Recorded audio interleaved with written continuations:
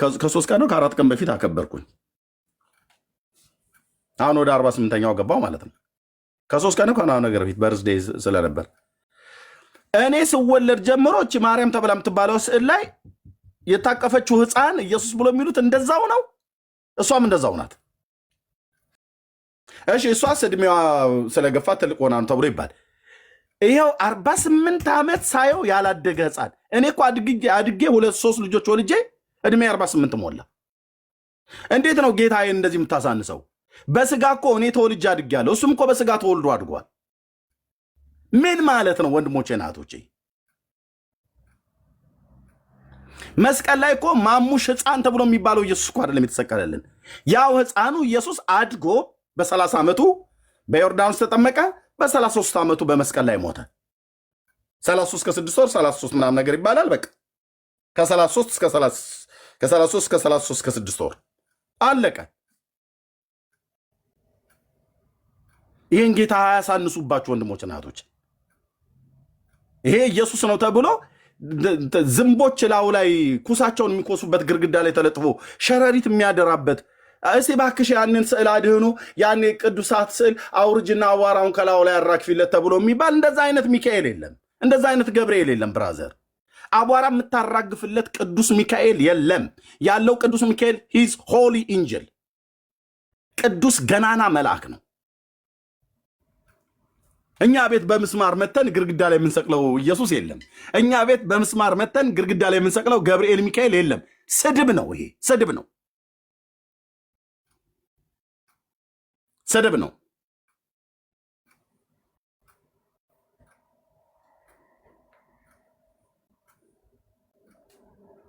በእውነት ስድብ ነው። ስለዚህ ጌታችን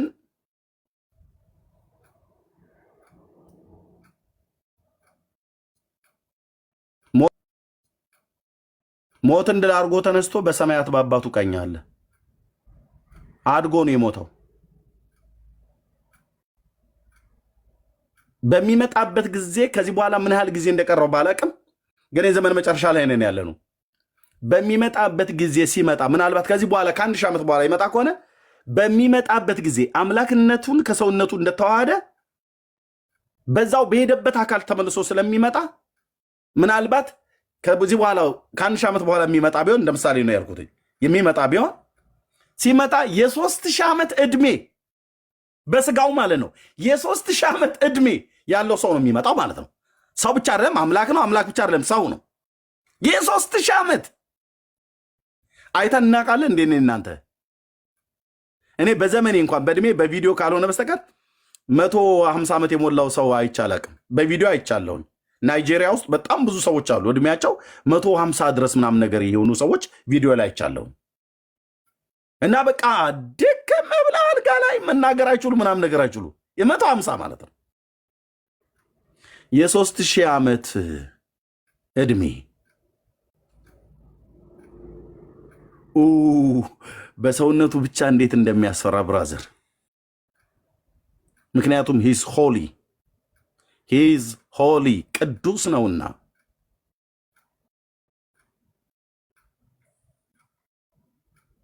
ስለዚህ አሳንሰው ያሳዩ እቺ ናት እሱ ነው ምናምን ነገር ብለው ሲሉ አይምሮ የተቀበለው ነገር እንግዲህ መፍረሱ አይቀርም። ሲፈርስ እንደ በለዓም እርግማንና ስድብ ውስጥ ትገባለህ። ቻለው ብራዘር እየሺ እኔ የትውልድ እርግማንና የትውልድ ስድብ የሚደፋኝ ቢሆን ኖሮ ገና የዛሬ 10 ዓመት አካባቢ ፌስቡክ እንደጀመርኩ ነበር። አንድ እናት ስንት እናቶች በአጭር ያስቀርህ መድኃኒዓለም በወጣህበት ያስቀርህ ለመኪና ጎማ ይዳርግህ። ምን ያላሉኝ ነገር አለ መሰለህ? ለምን ነው እንደዚህ ብለው የሚሉኝ ብዬ ስላቸው እመቤቴን ነክተህ ምን ብዬ ነካው? የጌታዬን እናት የአንድዬን እናት እሷማ የኔ እህት ናት። እሷማ የኔ እናት ናት። እውነቴን ነው የምለውት መድኃኒዓለምን እውነቴን ነው የምንላችሁ። ኖ እሷንማ እንዴት ነካታለሁ? በእሷ ስም የምትቀልድ አውሬ ግን እወጋታለሁ። የእውነት አምላክ እግዚአብሔር ምስክር። በእሷ ስም የምትቀልድ ግን አውሬ እንደ ኤልዛቤል እንፈጣፈጣታለን ከሰገነቷ ላይ ማለት ነው።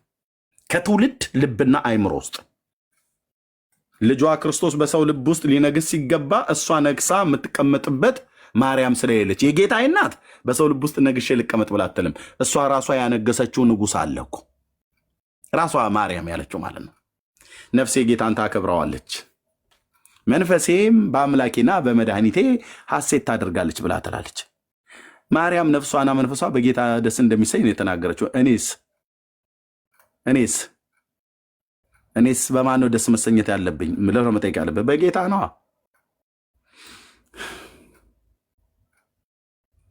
በጌታ ነዋ። ለዚህ ነው አየህ ነፍሴ በጌታ ሐሴት አደረገች ብለን እንዘምራለን እኛ እንደ ማርያም። ነፍሴ በጌታ ሐሴት አደረገች፣ በጌታ ሐሴት አደረገች፣ ዛሬም ብድራቷን እያሰበች። አየህ በጌታ ሐሴት ማርያም በጌታ ሐሴት ያደረገችው፣ እኔም በጌታ ሐሴት የማደርገው።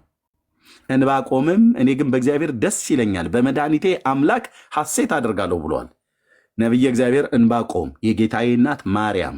ኤርምያስ በማን ነው ደስ የምተኘው?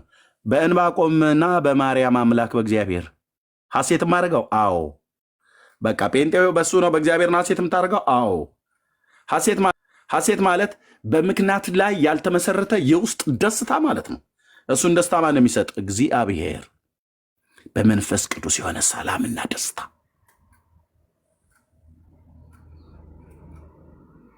ነፍሴ በጌታ ሐሴት አደረገች፣ በጌታ ሐሴት አደረገች።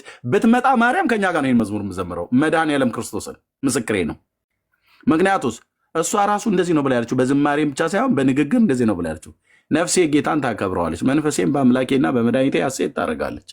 እና የእኔ መንፈስ ታዲያ አርሴማን ደስ ልታሰኘ ትችላለች? እንዳንተ እየሰደብከኝ እኮ ነው። እውነቴን ነው የምልህ። እኔ ስላሴ ባሪያ እየሰደብከኝ ነው። የፈጠረኝ አምላኬ በሱ ነው እንጂ ደስ የምሰኘው።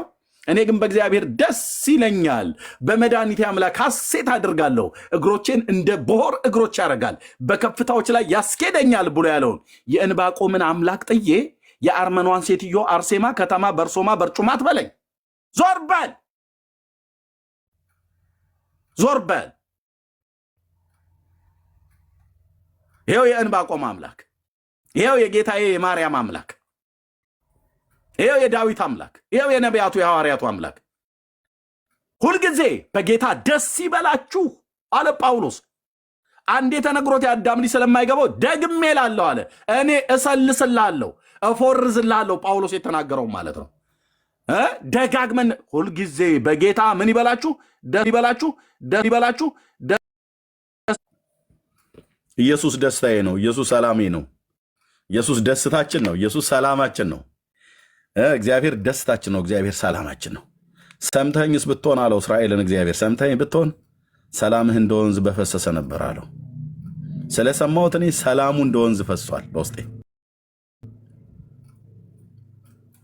የደስታዬ ምንጭ ኢየሱስ ነው። የሰላሜ ምንጭ ኢየሱስ ነው። አደ እንደዛ አይደል የዘመርነው? ጥበበኛዋ ሴት እስካዛሁን ክረምት ሩቅ አይታ ልብሷን ሰፋች። እንደዚህ ብለን የዘመርነው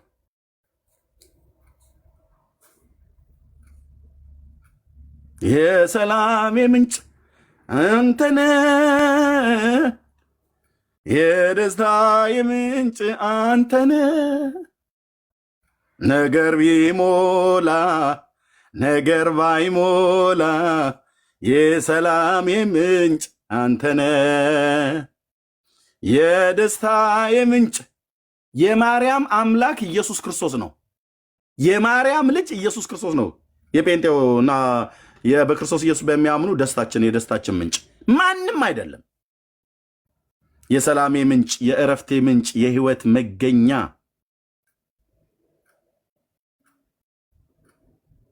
ለዘላለም ቅዱስ ስሙ ከፍ ይበል።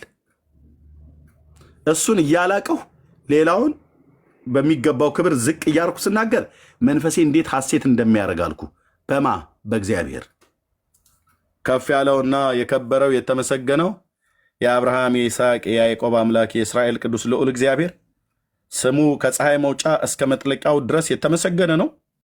ዛሬም ለዘላለምም እስከ ለዘላለም ስሙ የተፈራና የተመሰገነ ነው። በአህጉራት ርቀት ላይ ጫማውን ይዘረጋል። በአንድ ቅጽበት ምድርን ያያታል። ከፈለገ አልኩ የምድርን አሕዛብ በሙሉ እኔ እናንተን ጨምሮ በገንቦ ውስጥ እንዳለ ጠብታ ያየናል። ከፈለገም እንደ ድቃቂ ብናኝ አፈር ያያል። ለዚህ ነው ዳዊት ሲናገር ታስበው ዘንድ ሰው ምንድን ነው? ትጎበኘው ዘንድ የሰው ልጅ ምንድን ነው አለ። ምንድን ነን እኛ? ምንድን ነህ አንተ ብራዘር? እኔ እናንተ እኮ ሰው የሆኑ እኮ በጌታ ነው። ራሱ ከማፀንም እኮ በእጆቹ ሰርቶ ያወጣን እኮ ጌታ ነው። በዘላለም ተራሮች ላይ ሆኖ በድንቅ የሚያበራ የአባቶቻችን አምላክ ልዑል እግዚአብሔርን እሱን ትቼ በሲና ለእስራኤል ልጆች ሕግን የሰጠ በመብረቅ በነጎድጓድ በመለከት ድምፅ ለባሪያው ለሙሴ የተናገረ ሰው ሆኖ ከድንግል እኮ ተወለደ። ያው ያህዌ ማለት ነው። እናንተ አሁን በእርሶ ማተለኛለህ ወንድሜ አክተፍ ይላሉ የሀገሬ ሰዎች። እውነቴን እኮ ብዬ የምልህ አንተ አቡነ እንትና ትለኛለህ። የሲናን አምላክ እግዚአብሔር ከድንግል በስጋ የተወለደውን አማኑኤልን ትተህ ኢማኑኤል እማሆይ እንትና ትለኛለህ። እንዲ አንተ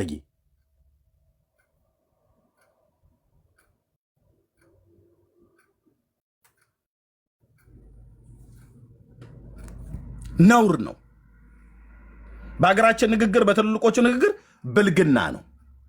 አማኑኤልን ትተህ አንዱ ጌታ አልበቃ ብሎህ አንዱ ባሏ አልበቃ ብሏት በባሏ ላይ ሌሎች ውሽሞችን የደራረበች ትመስል የሩቁንም የቅርቡንም ነጩንም ቀዩንም ጥቁሩንም ምናምን የመሰላቸውንም ያልመሰላቸውንም ካገኘችው ባል ጋር ማን ወንድ ጋር እንደምትተኛ ዘማዊት ሴት ወይ ካገኘው ወንድ ጋር እንደሚተኛ ዘማዊ ወንድ አምላኬን አስትታኝ ከአርሴማ ጋር እንትን በመንፈሳዊ ዓለም ልታስገለሙተኝ አማላጅህ እናትህ እመቤትህ ምናምን ተድ ወደዛ ብራዘር ወደዛ ጊዮርጊስ ስለ እናንተ ሲል ሞቶ ሊለ ለእኔ ሲል እውነትህን ነው። በጣም ቀልደኛ ነህ። እውነትህ ነው። ጊዮርጊስ ስንት ጊዜ ሞተ? 3 ጊዜ ሞተ። ኤርሚያስ ይሉኛል ይመጡ ነው። አዎ ይሄ ለምንድን የተነገረው? ኢየሱስ አንዴ ነው የሞተው እያልክ አታካብድ። ኤርሚያስ ነው ባጭሩ። የኢየሱስ ሞትን ቀለል አድርገው ምን ታካብደዋለህ? ከእሱ የበለጠ 3 ጊዜ የሞተ ጊዮርጊስ አይደል ወይ ነው እናማ ያው ጊዮርጊስ አምላክ ጊዮርጊስ ብለህ ብትለው ከችልልሃል በነጩ ፈረስ ምናምን ነገር ብሎ ይላል። እንደ ጎልያድ ነው በጠጠር ጥዬ ግንባሩን ምለው በእግዚአብሔር ቃል ማለት ነው። እንኳን በፈረስ ለምን በጃርትና በከርከሮ አይመጣም? አይመለከተኝም። ሞተልህ ብለህ ማንንም ፍጡር መታት ትንገረኝ። አንተ ትውልድ እንዳትሰማ ከእግዚአብሔር ልጅ ከዳዊት ልጅ በቀር ለሰው ልጆች በደልና ኃጢአት ሞትን የቀመሰ ቤዛ የሆነ ማንም የለም። ማንም አልተወራልንም፣ በመላእክቱ አልተነገረንም። ቅዱስ ገብርኤል ሲሰብክ ለሕዝብ ሁሉ የሚሆን ታላቅ የምስራች እነግራችኋለን ብሎ ምንድነው የምስራች? ገብርኤል ምስር ብላ ሳንለው የምስራች ዳዊት ከተማ ቤተልሔም ኤፍራታ ኢየሱስ ክርስቶስ መድኃኒት ክርስቶስ ጌታ የሆነ ተወልዷል አለ። አለቀ። ሌላ ብዙ መድኃኒቶች በየሰፈሩ በየስርቻው እነንትና ወልደውላችኋል ተወልዳላችኋለች ተብሎ የሚባል የምስራች አልተነገረንም። ምነው ኤርሚያስ ዙሩን አከረርከው? በጣም ነው ማጦዘው። ሌሎች መድኃኒቶች በየስርቻው በየሰፈሩ እንትና ማነው አቡነ አረጋዊ የሚባል ምንድነው ጣሊያን ሀገር ደግሞ ማነው አቦ የሚባል ምንድነው ግብፅ እንትና የሚባል ሶሪያ እንትና የሚባል ወሎ ላይ አባ ጊዮርጊስ ዘጋስጫ ትግራይም ላይ ይወለድ፣ አማራም ክልል ይወለድ፣ ኦሮሞም ክልል ይወለድ፣ ወላይታም ይወለድ፣ ከምባታም ሀዲያ አፋር ውስጥ የሚወለድ ጉዳይ ነው አልኩ። መድኃኒቶች ኢትዮጵያ ውስጥ አልተወለዱም። ተወልደውላችኋል ብሎ መድኃኔዓለም አልነገረንም። እንግሊዝ ውስጥ ተወለዱላችሁ፣ አውሮፓ ውስጥ ነጫጮቹ ተወለዱላችሁ፣ ብዙ መድኃኒቶች ናቸው የተቀፈቀፉላችሁ ብሎ አልነገረንም። አረብ ሀገራት ላይ በጣም ብዙ ገንዘብ በብዙ ዶላር እና ምናምን ነገር ያላቸው ተወለዱላችሁም ብሎ አላለንም። በዓለም ላይ አንድ ቦታ ብቻ አንቺ ቤተልሔም፣ ሃሌሉያ፣ አንቺ ቤተልሔም ኤፍራታ የይሁዳ ከተማ ታናሽ ብትሆኝ አወጣጡ ግን ከቀድሞ ጀምሮ ኢየሱስ ከቀድሞ ጀምሮ ከዘላለም ማለት ኤርምያስ ሚክያስ ከዘላለም ማለት ከአብና ከመንፈስ ቅዱስ ጋር ሰማያትና ምድር ሳይፈጠሩ ምን እያለ እንደሆን ታውቃለህ? የሥላሴ ሁለተኛ አካል ሆኖ ሚክያስ እኮ እንደዛ ነው የሚለው። አወጣጡ ከቀድሞ ጀምሮ ከዘላለም የሆነ ገዢ ካንቺ ይወጣልኛል። ማን? ቤተልሔም ኤፍራታ፣ ትንሽየዋ ሚጢጥየዋ የዳዊት ቤትና የነ ዳዊት መንደር። እንዲህ ነው የተባለው። እዛ መድኃኒት ተገኘ ነው ያለ። መድኃኒቶች ተገኙላችሁ አይልም። ይፋረደኝ አልኩ የኤልያስ አምላክ። ከዚህ እረኛ ጋር ማን እንዳለ ታውቃለህ? ያኔ አንድ መድኃኒት ነው ቅዱስ ገብርኤል ተወልዷል ያለው። መጥቶ እኮ አስምሮ ነገሩ። ለዛው መድኃኒት ጠብር ገፋሉለት እኮ ሲያሸበሽቡ ማለት ነው። በቤተልሔም አየር ላይ እሱ በተወለደበት ሌሊት ከመልአኩ ጋር ብዙ የእግዚአብሔር ሰራዊት ነበሩ ይላል። የእግዚአብሔርም ክብር በረኞቹ ዙሪያ አበራ ይላል። ክብር ለእግዚአብሔር በአርያም ለእናቱ ጭምር ለማርያም አላሉ አላሉ። ክብር ለእግዚአብሔር በአርያም ለሰው ልጆችም ሰላም በምድር አለቅ አላሉ። ጠግና ሲዛለን አልኩ። በጻድቃን ጉባኤ ኃጢአተኞች አይገኙም ይላል።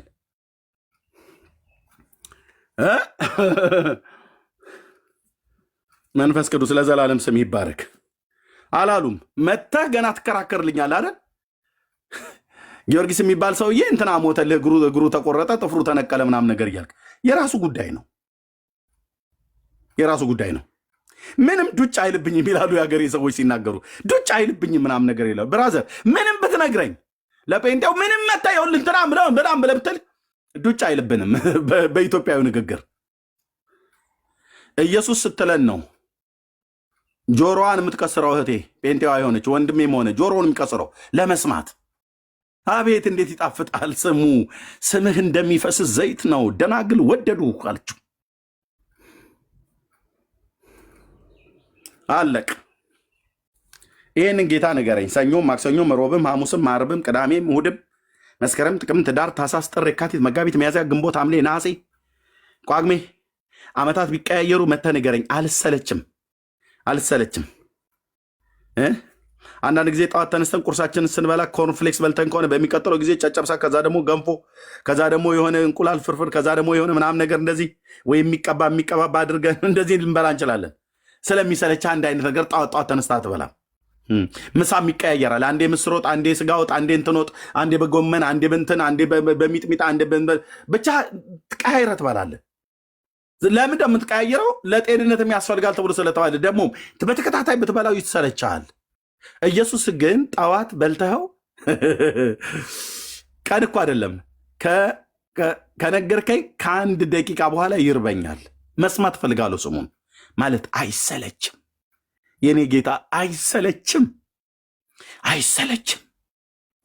ብራዘር። ኢየሱስ ክርስቶስ የስሙን ኃይል ቢገባህ አይሰለችም።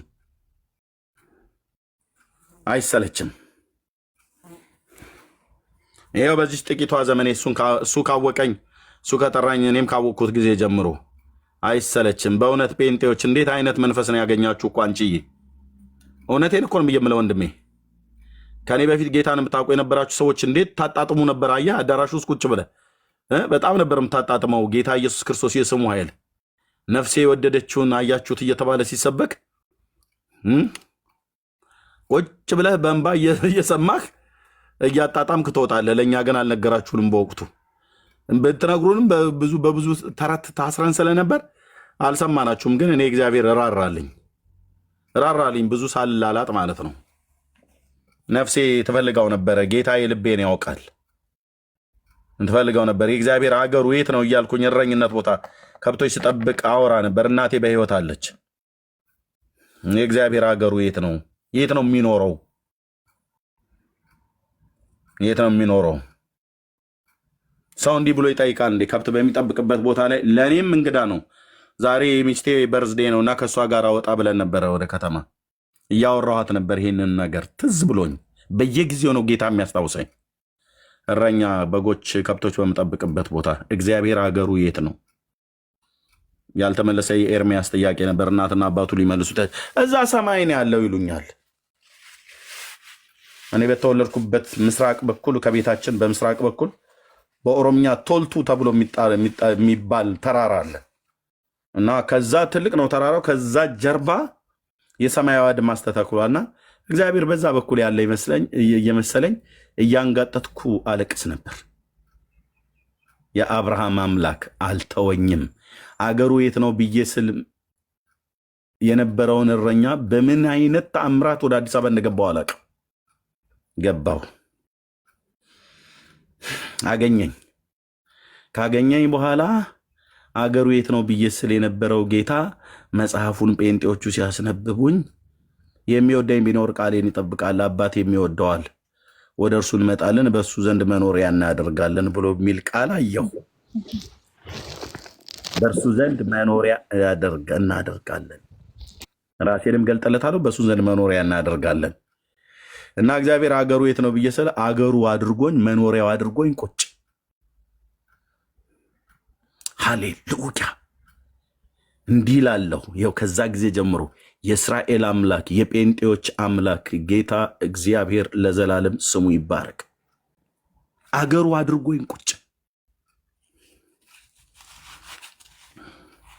ይሄ ትንሹ ብላቴና አይኖቹን እግዚአብሔር ሲገልጥለት የአምላኬን ድምፅ መስማት ጀመርኩ።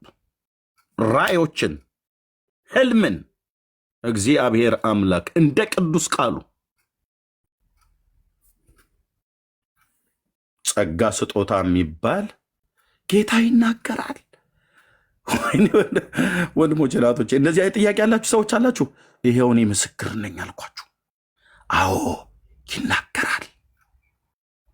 ሰምተው ታውቃለህ? ኤርሚያስ በጣም ወንድሞቼ ናቶቼ፣ በጣም ብዙ ጊዜያት፣ በጣም ብዙ ዓመታት፣ በጣም ብዙ ወራቶች፣ በጣም ብዙ ሳምንታት፣ በጣም ብዙ ቀናቶች፣ በጣም ብዙ ሌሊቶች ጌታ ይናገራል።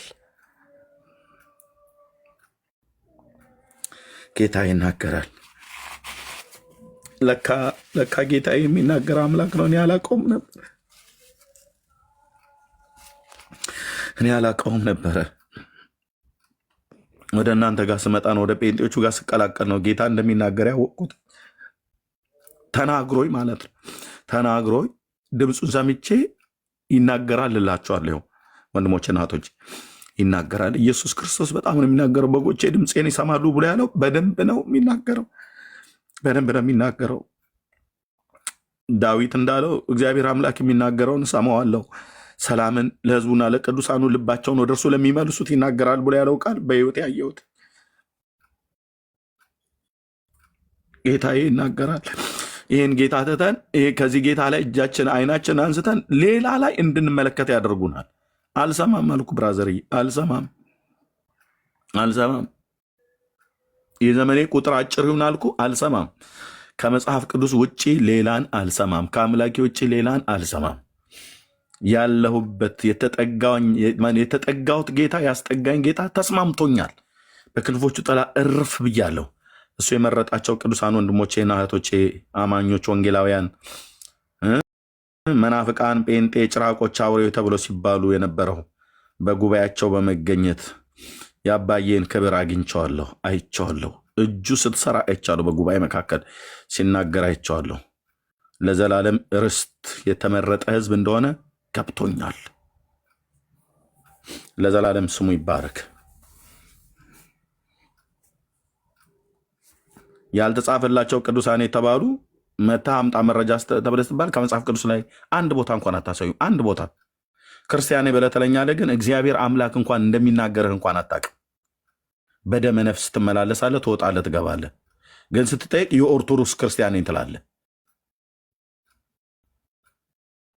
የሕያው የአምላክ የእግዚአብሔር ድምፅ የሚሰማው በኢትዮጵያ ኦርቶዶክስ ተዋሕዶ ቤተክርስቲያን ውስጥ አይደለም የሚሰማው። ቢናገርም ሰሚ የለም። እዛ አይናገራቸውም እያልኩ አይደለም። ቢናገራቸውም እንኳን ሰሚ የለም። ና ወደኛ ህብረት፣ ወደኛ ጉባኤ።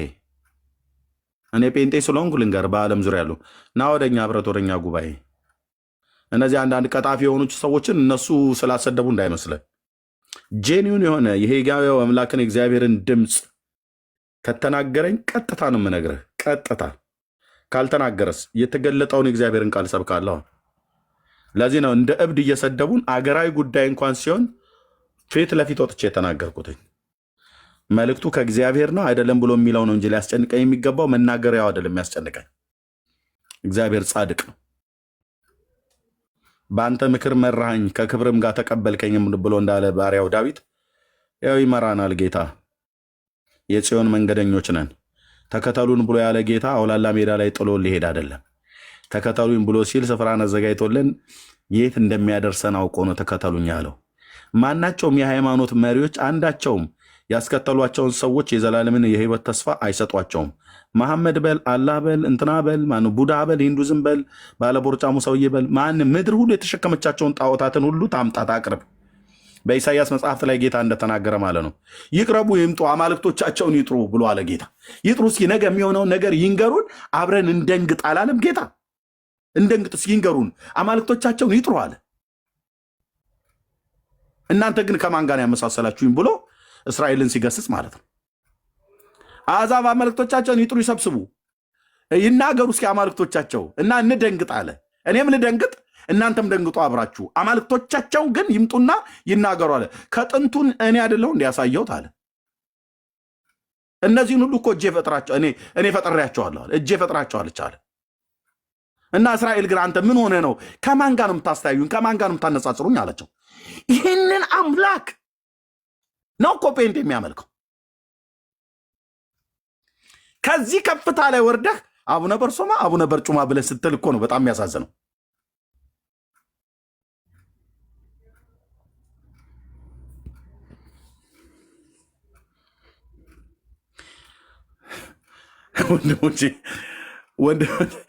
ወንድሞቼ እግዚአብሔር እኮ ሌላ ቃል እኮ ጠፋ እኮ ሌላ ቃል ጠፋ ሌላ ቃል ምን ብለን እንድንል ትልቅነቱን ለመግለጥ ቃል አጣን። ጠረጴዛው ትልቅ ነው፣ ሴትየዋ ትልቅ ናት፣ ሰውየው ትልቅ ነው፣ ህንፃው ትልቅ ነው፣ መኪናው ትልቅ ነው፣ ይሄ ቤት ትልቅ ነው ብለን በምንልህ በዛው ቃል ሆነ የምንገልጠው። ሌላ ቢገኝ ግን የለም ማለት የእግዚአብሔርን ትልቅነት፣ የእግዚአብሔርን ምሕረት፣ የእግዚአብሔርን ፍቅር፣ የእግዚአብሔርን ቸርነት፣ የእግዚአብሔርን ጸጋ፣ የእግዚአብሔርን ሰው መውደድ ሊገልጥ የሚችል ቃላት ጠፋ። ሁሉ ቃላቶች ይደክማሉ። የወደዳቸውን እስከ መጨረሻው ድረስ ወደዳቸው ብሎ በሚል እስከ መጨረሻው የወደዳቸውን ሜርሲን ይወዳታል፣ እህትየውን መደንን ይወዳታል። ያው እንግዲህ ቀስ እያለ መንገዳቸውን እያየ ጠባያቸውን እያየ ነው መውደዱ የሚቀጥለው። ያዘቅዛል ተብሎ ያልተባለለት የማይባልለት ጌታ ኤርሚያስን ወዶታል። አዎ ግን እና ያው ዝም ብሎ ነገር ሁኔታውን እያየ እስኪ በቅርብ ርቀት እየተከታተለው ጠባዩንም ምኑንም ቼክ እያደረገ ከዛ ጥሩ ህይወት የሚኖር ከሆነ መውደዱ ይጨምራል። እግዚአብሔር እንትን የሚል ኃጢአት ደግሞ እንትን የሚል ከሆነ መውደዱ ይቀንሳል የሚባል አይደለም። በነገሮች ላይ ያልተመሰረተ መውደድ፣ በቃ እንደዚሁ ወደደን። ምን አይነት ጌታ ነው ወንድሜ! በምሕረቱ ባለጠጋ ስለሆነ ማረን። የምሕረቱን ስፋት እንዴት አድርጌ መትሬ ላሳይ ይችላሉ? በሰው ሜትር የፍቅሩን ጥልቀትና ከፍታ አይለካም። የጸጋው ባለጠግነት አይነጻጸርም። ይሄ ጌታ ይወድሻል፣ ይወዳል፣ ይወደናል። ዓለምን እንዱ ወዷል። እግዚአብሔር ለዘላለም ስሙ ይባረክ። እህትየው መቀጠል እንችላለን። ጸጋ ይብዛላችሁ። አሜን። ቴንክ ዩ ተባረክ። የጸጋ ይብዛልህ። ባታቆም ደስ ይለኝ ነበር። ይሶኬሽ ተባረኩ ቅዱሳን፣ ጸጋ ይብዛላችሁ። እውነት ነው፣ በቃ እውነቱ ይሄው ነው። እኔም ራሴ ገና ልጅ ያለው ጥያቄ ስጠይቅ ነው ለዚህ እውነት ብዙም አላስቸገርኩም። ለጴንጤ ተወካራ ግን እግዚአብሔር አይናገርም የሚል ጥያቄ ነበረኝ በልቤ። ለምንድነው እግዚአብሔር የማያወራው? ወይ ያ ነገር መጣ።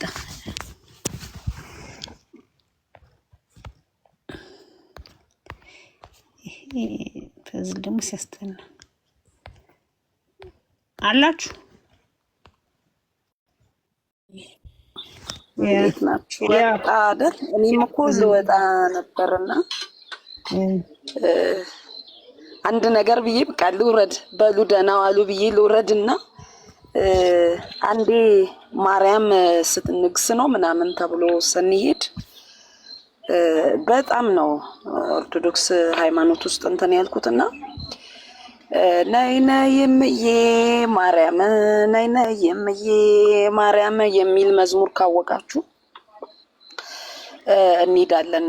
ስንሄድ እዚህ የኔ ፕሮፋይል ላይ ገብታችሁ ማየት ትችላላችሁ። መጣውና በጣም ማየት ማለት መጽሐፍ ቅዱስን ማንበብ እንዳለብኝ ሲረዳ መጽሐፍ ቅዱስ እያነበብኩኝ በጣም አሁን እኔ እግዚአብሔር ይቅር ይበላቸው፣ እውነቴን ነው የምልሽ። ከነሱም ከኛም ከምንም ምናምን አይደለም። ክርስቶስ የሞተው ለዓለም ነው በቃ።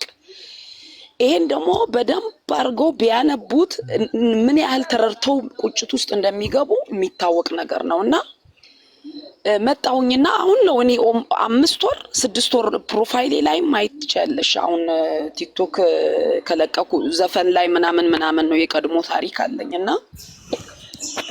ጓደኞቼ ተሰብስበው መጡ። ንኩስ ሄደን ከመጣን ኋላ ነይ ነይ እምዬ ማርያም የሚለውን አትመጣም አሉ። አትመጣም አለ። አሁንም እንትን ላይ አለ የኔ ፕሮፋይል ላይ ገብታችሁ አትመጣም። መጡ ተሰብስበው በጉልበት በቆንጨራ በዱላ ምናምን ነው እንዴ ክርስትና ህይወት? በመረዳዳት በመጽሐፍ ቅዱሳዊ ቃላት ነው። እኔ እውነቴን ነው እንደሱ ሩብ ጥቂቱ የለኝም እውቅናው። ፌስቡክም ማህበራዊ ሚዲያም አሁን ገና ነው የገባሁት። ግን በጣም ያንገበግብ እውነት አለ፣ የሚያንገበግብ እውነት አለና በጣም ጓደኞቼ በቃ መስደብ ምናምን አደሙብኝ በጣም። እሺ አስረዱኝ አያስረዱኝ እና አሁን ከጓደኞቼ ሁሉ ተነጥዬ እነሱን ምናምን ሁሉንም ትቼ ከኔ ጌታ ጋር ብቻ ሰላምን ሰጥቶኝ ከነሱ ጋር ስንጠጣ ስንጨፍር ምናምን እኮ ጭንቅላቴ እብድ ነው የሚሆነው። ብቻዬን አሁን ሆኜ ክርስቶስ ከኔ ጋር ሲገባ ሲወጣ ምን አይነት ሰላም እንዳለኝ እግዚአብሔር ያውቃል። እና ፕሮፋይሌ ላይ ገብታችሁ ነይ ነይ እምዬ ማርያም የሚለውን አትመጣም ብዬ ያልኩትን ምን አይነት ታሪክ እንደተፈጠረ ያው ውስጥ ገብታችሁ እንትን ማለት ትችላላችሁ። እና ደህና ዋሉ። ስራ ልገባ ስለሆነ ደህና ዋሉ። ገና እየተነሳው ነው። እግዚአብሔር ይባርክ። ማን ከላይ ያለው አንዴም ከነ ዮኒ ጋር እነ ፍራ ጋር ምናምን ስትል ነበረ እና በጣም ለመግባት ፈልጌ ነበር አልቻልኩም በዛን ሰዓት። እግዚአብሔር አምላክ ጸጋውን ያብዛል። እግዚአብሔር አምላክ ጨምሮ እድሜ ይስጥ። እስቲ መተው እንትን የሚሉት ሲገሉ ሲያጠፉ እናያለን። ከዛኛም ምን ሆነውን እግዚአብሔር ያውቃል። ስለማንም የማለደው ኢየሱስ ነው እንጂ ማርያም አማልዳኝ አይደለም። እኔ ልትገለኝም ምንም ልትል አትችልም በቃ። እና ጌታ ኢየሱስ ጸጋውን ያብዛል። ይቅርታ አድርጉልኝ። ጄፍሮ ትራክ ድራይቪንግ ስኩል በአሜሪካን ሀገር ታላቅ ዋጋ ቅናሽ ስላደረገ እሱን ጋር ሄዳችሁን ተመስገቡ በሉ። ቻው ቻው ቻው። ለአሜሪካን እንትን ፕሮሞት እያደረኩ ስለሆነ ፍራ ነው ያው ፍራውል በእንትን ላይ እዛው እንትን አድርጓል። በራሱ ፕሮፋይል ላይ ገብታችሁ ኮመንት ሰጣችሁ አስተያየት ስጡልኝ፣ ተባበሩኝ። ቀይሯል። ያ ተባረኩ። ኦርቶዶክስ ያላችሁ እሸቱ ከየት ነህ? ቀራኒዮ እንኳን ደህና መጣ። ሰላም ብያለሁ። አንተ እንኳን ከኛ ወገን ነህ። እሸቱ ከየት ነህ?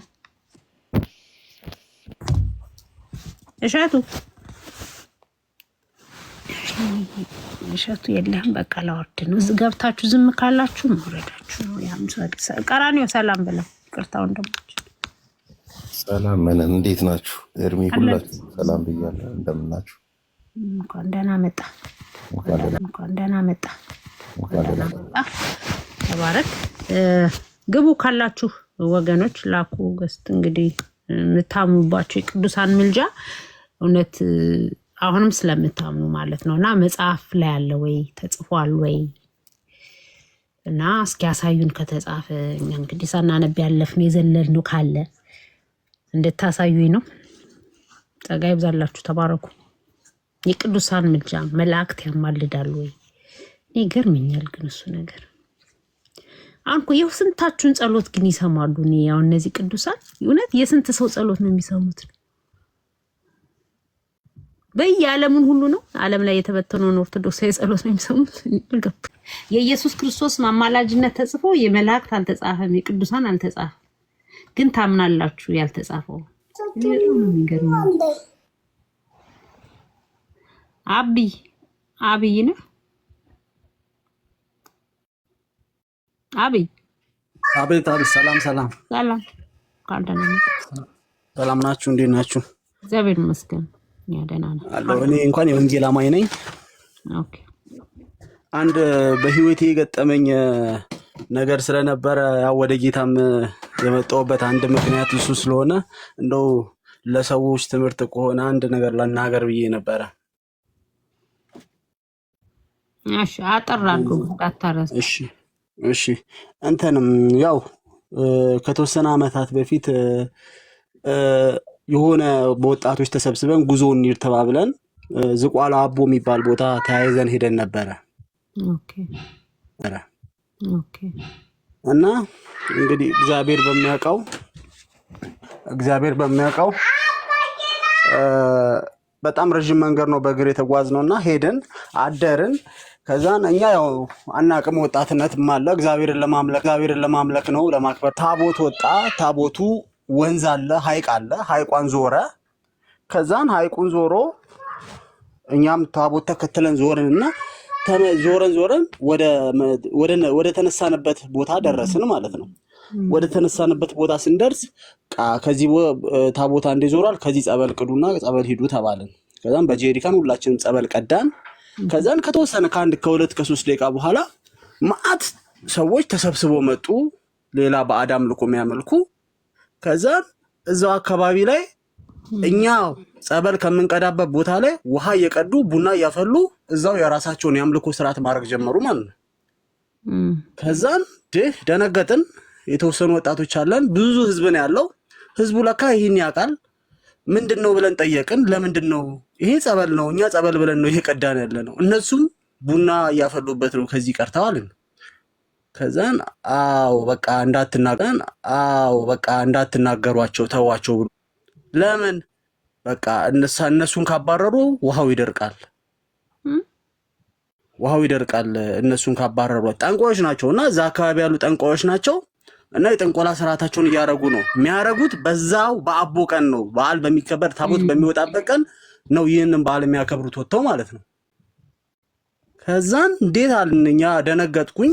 በቃ አይምሬ ውስጥ ትልቅ ጥያቄ ጠይቄ በቃ ግራ ተጋብቼ እንዴት ይሆናል ብዬ እንዴት የእግዚአብሔርና የሰይጣን አምልኮ እኩል በአንድ ቦታ ይደረጋል ብዬ መጣሁኝ። ያው እግዚአብሔር ረድቶኝ ከዛ ህይወት ወጣሁኝ እና በአመት እዛ ቦታ የሚሄድ ህዝብ አለ እና ህዝቡም ግማሹ ይሄንን ነገር ተለማምዶት አይጠይቅም ያውቃል። እንደኔ ደግሞ አዲስ ሆነ የመጀመሪያ ቀን ሄደ ሰው እንዳው ግራን ስለሚጋባ ለሚያደርገው ነገር እርግጠኛ አምኖበት ነው ወይ የሚለውን ያው ለህዝቡ ትምህርት እንዲሆን ያው ብዙ ሰው እየሰማ ስለሆነ ይህንን እስቲ ሊገጥማቸው ይችላል እንደዚህ አይነት ነገር እና ልብ ብለው እስቲ ይጠይቁ ልልፈልጌ ነው። አመሰግናለሁ። አንተ ግን ምክንያት ሆነልህ አይደል? ጥያቄ ፈጠረብህ። ጥያቄ ስማት ጊዜ አልፈጀብኝም። ኦኬ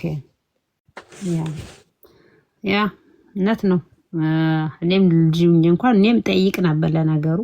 እኔ ደግሞ እግዚአብሔር ለምን አይናገርም የሚል ጥያቄ ነበር።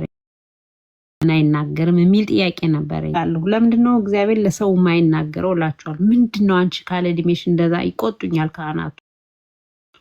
የኪዳነ ምሕረት አሉ ደግሞ እግዚአብሔርስ ለምን አያወራም? ለምንድን ነው ሰው የማይሰማው የእግዚአብሔርን ድምፅ የሚል ከልጅነቴ ነው በጣም ጥያቄ ያው ቤተክርስቲያን በሚሄድበት እድሜ ማለት ነው። እና ያ ጥያቄ ውስጤ ይፈጥራል። እኔ በዛ ሰዓት ጴንጤ ምናምን እንዳለ አላቅም ከነጭራሹም እና ልጅ ነኝ ገና እና ያ ጥያቄ እያደረገብኝ ሆኖ ነው። በኋላ ያው ወንጌልም ስሰማ ትንሽ ነው ያስቸገርኳቸው። ያን ያህል ግን ልቤ ድንጋይ አልነበረም። ምክንያቱም እግዚአብሔር ለምን አያወራም? ለምንድነው የማይናገረው? ድምፁ ለምንድነው የማይሰማው? እና ሁልጊዜ ለካህናቱ ማቀርበው ጥያቄ እንደደረሰኝ አውቃለሁ። ስለቱ ለምን እንዴት እንደደረሰ የሚልም ጥያቄ ያጭርብኛል። እና በቃ ዝም ብለሽ ጧፍ ምናምን ገዝታ ምን ይላሉ እና ያ አያስደስተኝም። እና አጠጋቢ መልስ ስላልነበረኝ ያው ጌታ ወዲያው ሲያገኘኝ እንትን አልኩኝ ማለት ነው። እና እንደዚህ ነው አንዳንዶቻችን ጥያቄ ይፈጠርብናል። የሆነ አጋጣሚው እንደ ምክንያት ይሆናል። እንኳን ጌታ ረዳህ ማለት ነው። ከዛ ስላወጣ ሚሚ እስቲ ነይ ዛፍ ቀብተሻል አንቺ ቅቤ መሰለኝ የተቀባ ዛፍ ስትይ ነበር። ሰላም ነው ደህና ነው። አንተ ኪሎ ነው የቀባሽው ነው? አሁን ኪሎን ሁሉ ትናገሪያለሽ። ሳወራ ትንሽ ትዝታ መጣብኝና ወረድ ብላ አላየኸውም ወይ አምልኮውን? ይሄ ቅቤ የጠጣ አንድ ዛፍ አለ እዛው ጸበሉ ስር እና ሐምሌ አቦ ላይ አንድ ላይ ነው የሚከበረው ሁለቱም። ማለትም እነሱም ይወጣሉ የራሳቸውን የሆነ ምግብ ያዘጋጃሉ። ኦኬ ባይዘይ ሁለቱንም አንድ ላይ ነው ተካፍለን የምንመጣው። ምንን ሁለቱን? እሱ ተቃዋሚ ያገኘ እንጂ ተቃወማ አልነበረም። እኛ ከሄድንበት ቡድንና ጥያቄ የሚፈጥሩ አንዳንድ ልጆች ነበሩ። አብዛኛውን ግን በፍርሃት እንዳለውም ጸበሉን እንዳይደርቅ ከሚል ስጋት ምን ሐሰት የስተት ትምህርት ያው ያመክመሉ ኮሮ ማምልኮ እሱ ነገር ካነሳችሁት የአቦዬ በጎች እኮ የሚባሉ አሉ። አይታቸዋል ብራዘር? የአቦዬ በጎች የሚባሉ ሰዎች ናቸው። አዎ ያላስ ብዙ ነገር አሳይተውናል። ብቻ ይሄ ሸረሪቱላ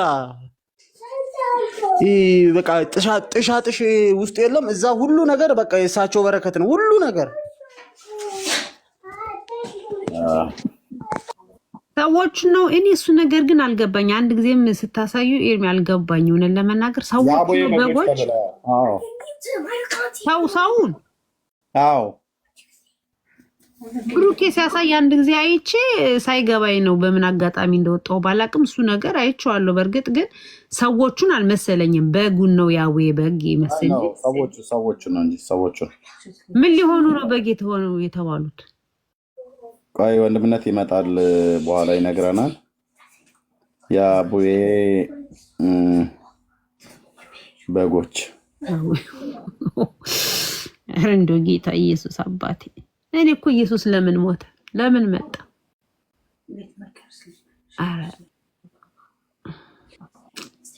አረ ወገኖች መጽሐፍ ቅዱስ አንብቡ ፕሊዝ፣ አንብቡ በጌታ ፍቅር በእውነት ባላይ ቆጫችኋል ወገኖች። የሚወራ ሁሉ እውነት ነው። ይቆራረጣል። ባላይ ቆጫችኋል ወገኖች። የሚወራ ሁሉ እውነት ነው። ድምፅ የሚያስተጋባው እኔ ጋ ብቻ ነው። ባላይ ቆጫችኋል ወገኖች። የሚወራ ሁሉ እውነት ነው። ድምፅ የሚያስተጋባው እኔ ጋ ብቻ ነው። ዝጋው ቀራኔው ዝጋው። ዝጋው ያንተ ነው የሚያስተጋባው። ወይ አንተ ውረድ እና ተመልሰህ ግባ። ያንተ ነው በጣም የሚጮኸው። ያኔ ሳወር አሁን ደናው የሱ ማይክ ሲከፈት ነው። ቀራኔው ውጣ እና ግባ ከእንደገና ወጣ።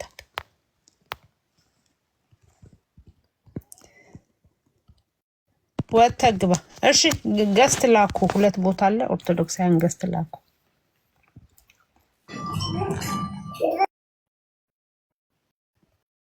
ሚሚ የተቋረጥሽ ስትቀድም ኔትወርክ ነው ያቋረጥሽ። ቀጥይ ሚሚ አለሽ ማነ አለሁ እኔ አለሁ እኮ አይሰማም? አልሰማም እየተጣራው ነው። ማነን ያለሽ? አዎ አለሁ። ሚሚ እኮ ቆይ፣ አይ እሱ አይደለች። አይ ቲንክ ሌላ ነው። እስኪ ቆይ ያው ገና ጀነር መጣች። ያ አስገብቻታለሁ። እሷ መስላኝ ነበር። አቦ ናቸው እንግዲህ ያስወጡሽ። አቤ ስለ ጺማቸው እያወራው ሰምታችሁኝ ይሆን? እኔ የቱ ጋር እንደወደቅኩም አላውቅም።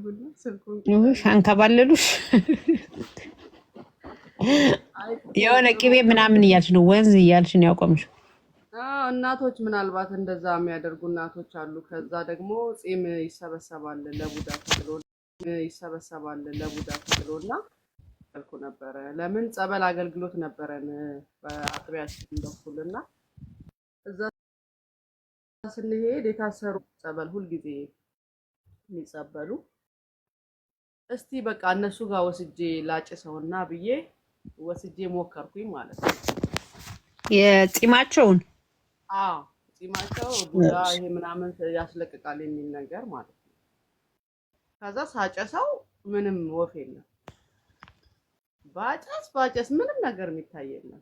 ከዛ ይሄማ ውሸት ነው ብዬ ጺማቸውን እንደጣልኩ አስታውሳለሁ። በጣም ብዙ ጺም ነበር ሰብስቤ ከእንጨቱ ላይ የወጣውን አይደል እንጂ የሰውየው አይደለም። ያው ተራራው ላይ ያለው እንጨት ጠቅላላ እንጨቱን ስታዩት ግንዱ ልጡ ላይ ነጭ የሻገተ ነገር ይመስላል። እሱ ነው ያው ጺም ተበትኖ ተብሎ የተሰበከው ማለት ነው። ሊትራል የሆነ ጺማቸው ተበተነ እና ዛፉ ላይ በቀለ ነው። ዛፉ ላይ ያው የእሳቸው ጺም ተበትኖ ነው እንደዛ ዛፉ ጺም በጺም የሆነው ተብሎ ጌታው ምን ሆኖ ጺማቸው ተበተነ? ሲላጩት ነው ሲቆረጡ ነው ዛፍ ላይ የሚወጣው? ወይ ጌታ! ጺማቸው ለካ ስዕሉ ላይ ፎቶቸው ረጅም ነው እስከ እግራቸው ነው አይደለ? ኦኬ ወይ እግዚአብሔር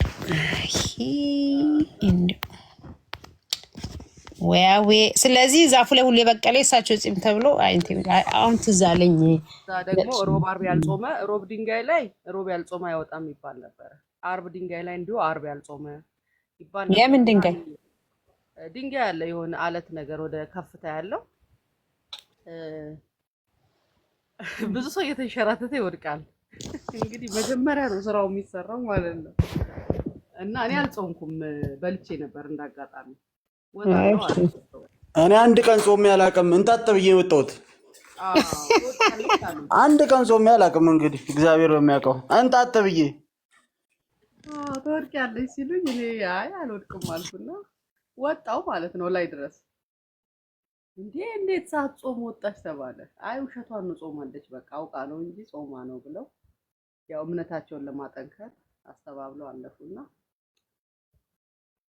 እንዲህ ነው ያው ነገር የዝቋላው በጣም ትንሽ ለየት ያለ ነው። ትዝታውም ለየት ያለ ነው። ሰጋይ ብዛላችሁ ቀጥሉ። ብሩኬን ስቢዋለሁ። ብሩክ ያሳየናል ብሏል። ያወይም በጎች እና ብሩክ ያወይም በጎች አሳየን። እኔ እኮ በግ ሲባል እውነት በግ ነው የመሰለኝ፣ ሰው አልመሰለኝም።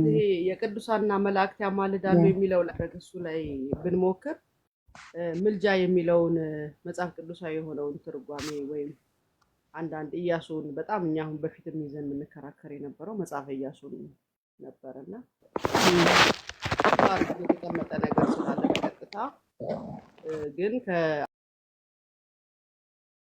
ከአውዱና ከትርጉሙ ውጭ ነበር ያዙን ባስያዙን ልክ ነበር የምናወራውና ትኩረት አድርገን ማውራት እንችላለን። የቱ ጋር ነው አማላጅ ተብለው የተቀመጡት እና ደግሞ ኢየሱስ ክርስቶስ በብሉይ ኪዳን በሚለው ሜሴንጀር በሚለው መልእክት ላይ እሱን ቀጥታ ወስደው ለኤንጅልሶች ወይም ለፍጡራን መላእክት ነው እየተሰጠ የተማር ነው። ነገር ግን አስተምሮቱ ኢየሱስ እንደሆነ በቤተክርስቲያን አስተምሮ አለ። ያንን ግን ጥቂት ሰዎች ናቸው የሚያውቁት። ጥቂት ሰዎች በሰንበት ትምህርት ቤት ግን ስንማር የኖርነው ምንድነው ኢየሱስ በብሉይ ኪዳን ሳይሆን ፍጡራን መላእክቶች እንደሆኑ ያንን ሁሉ አገልግሎት የሚያደርጉት የነበሩት ፍጡራን መላእክት እንደሆኑ አድርገው ነው ያስያዙ። እሱ የብሉይ ኪዳን አስተምሮ ነው። እስከዛሬ ድረስ መላእክት ያማልዳሉ፣ ጸሎት ይሰማሉ፣ ስለት ለነሱ ማቅረብ ይቻላል የሚለውን ትምህርት የዘረጋው በቤተክርስቲያን ትክክለኛውን ትምህርት ስላላስተማሩ ስለሸፈኑብን ነው። እኔ በህዝቡ አንዳንዴ የማልፈርደው ምንድነው መሰላችሁ? ይሄ ነገር በሙሉ ለቅዱሳን መላእክት ወይም ለፍጡራን መላእክት የተሰጠ ነው ተብሎ የተማረ አንድ ሰው ያንን ክፍልም ገብቶ ያነበበ አንድ ሰው ነው ብሎ ነው የሚቀመጠው። ምክንያቱም በቀጥታ መልአክ ስለሚል ማለት ነው። ግን ያ መልአክ በብሉይ ኪዳን ሜሴንጀር የተባለው ኢየሱስ ክርስቶስ እንደሆነና ይህንን አስተምህሮ ተሸፍኖ ስለነበረ ብዙ ሰው ይሄ ነገር መገለጥ አለበት ብዬ አስባለሁ። ኢየሱስ በብሉይ ኪዳን እንዴት ነበረ፣ በምን አይነት አገልግሎት ነበረ የሚለውን እሱን ማሳወቅ ያለብን ይመስለኛል። እና ሰዎች ሲገቡ የሚከራከሩት መልአክ የሚለውን ጠቅላላ ወስደው ከኢንጂልሶች ጋር ስለሚያገናኙት ነው። እሱ ላይ መስራት ይጠበቃል። የተወሰነ ጊዜ ሲሰራበት ነበረ፣ ግን ብዙ አልሄደም። ለብዙ ሰው አዌርነስ አልተፈጠረም። ሰው እንዲያገናዝብ እንዲጠይቅ አልተደረገም። እና ቀጥታ መልአክን ለዛ ስለሚወስዱ ነው መረዳት ያቃታቸው ላለሁኝ። እኛም ረጅም ዓመት በዛ ጽንፍ ነበር ስንከራከር የቆየ ነው። ጸጋ ይብዛላችሁ። ቀጥሉ። ያ ቴንክ ዩ ተባረክ ሚሚ ዳጊ እንኳን ደህና መጣ። ሰንየም ሰላም በሉ እስኪ ዳጊ ሰላም በል ሰን። የሄድፎን ትጠቀሚያለሽ? ኧረ እኔ አይደለሁም ያለሁበት ቦታ ነው። በጣም ታንኮሻኩሻለሽ። በጣም አልጠቀምም ሄድፎን። ቤት ነኝ። ሚሚዬ ስታወሪ ድምፅሽ በደንብ አልተሰማንም ነበር። ታች እየጻፍነ አላዩም። ለዛ ነበር የገባው። ለማንኛውም ዘመናችሁን ይባርክ አለን። ተባረኩ።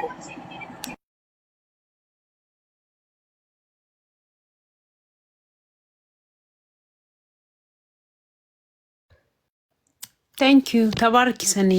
ዳጊ ያለ ሰላም ብለን ካለ ስራ ኮንክ ሶክ ካልተመቸ ችግር የለውም። ያዌ በግ ብሩኬ የት ሄደ? ብሩኬ እኮ ስቤህ ነበረ ገስት ልኬልህ ነበር።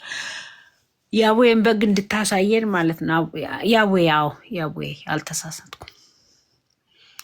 እኔ በግ ነው የመሰለኝ እውነት። እነዛ ሰዎች በግ አልመሰሉኝም። እነሱ ሌላ የሰው በግ እንዳለ አላወቅኩም። እና አዌ ቀለዱብን እኮ። ስራቸውን ይስጣቸው እንግዲህ።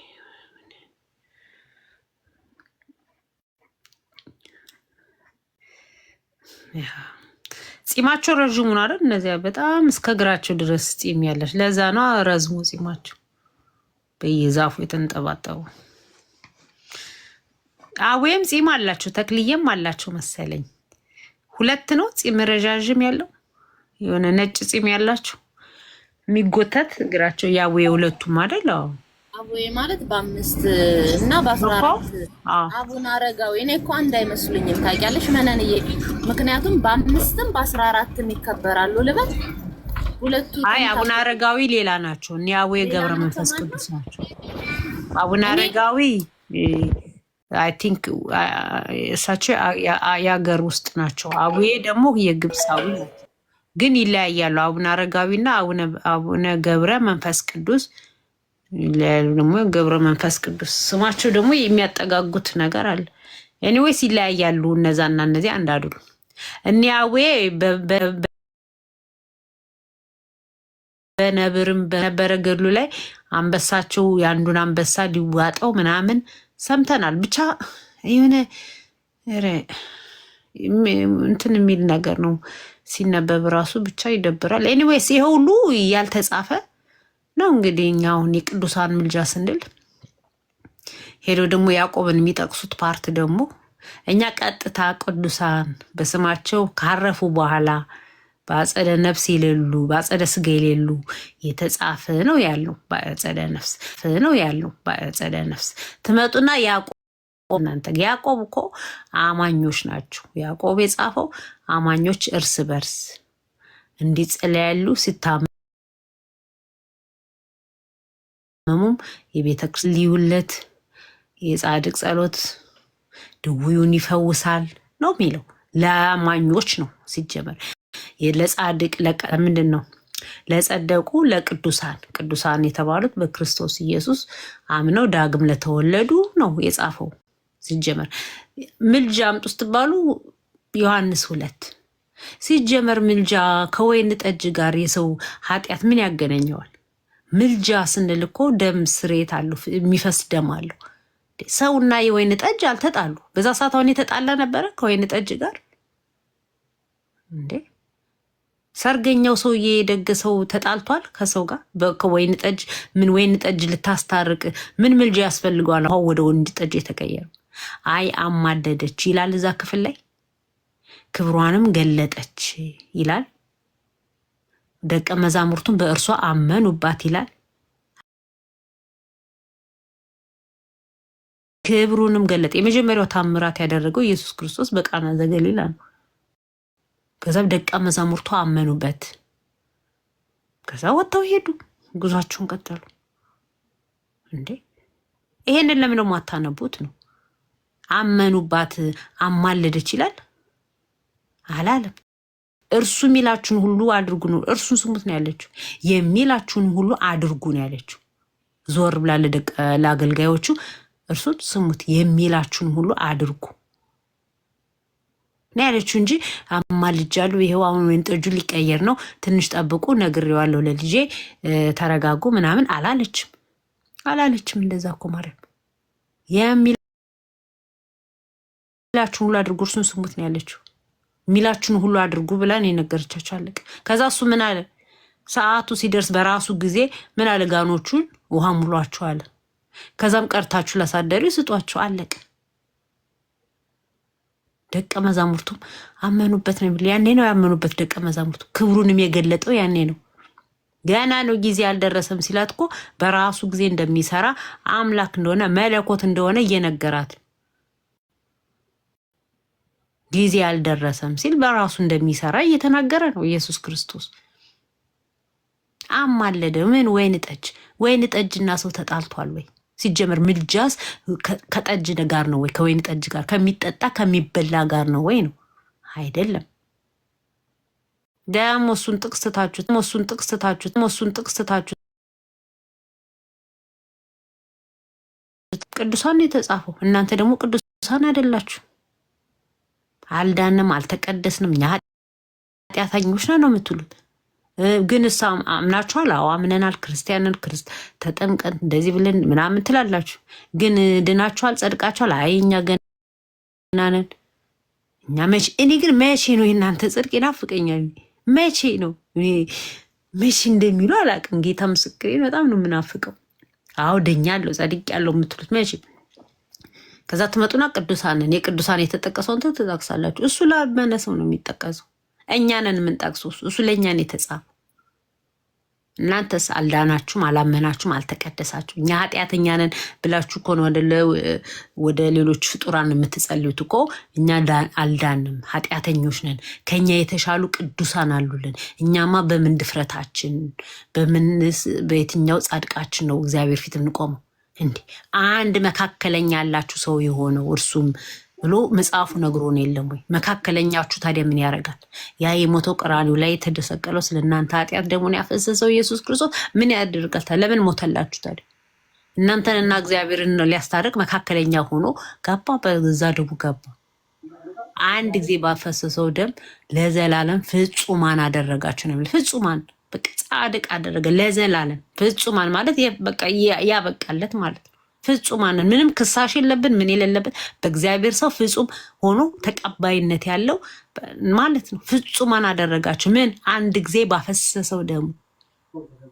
እዚህ ጋር ትመጡና ኧረ እኛማ ኃጢአተኛ ነን እኛ እንዴት ብለን፣ እዛ ደግሞ ያዕቆብ ትጠቅሳላችሁ። ኧረ ተው። እየተስተዋለ ይነበብ መጽሐፉ ሲጠቀስም እያስተዋላችሁ ጥቀሱና።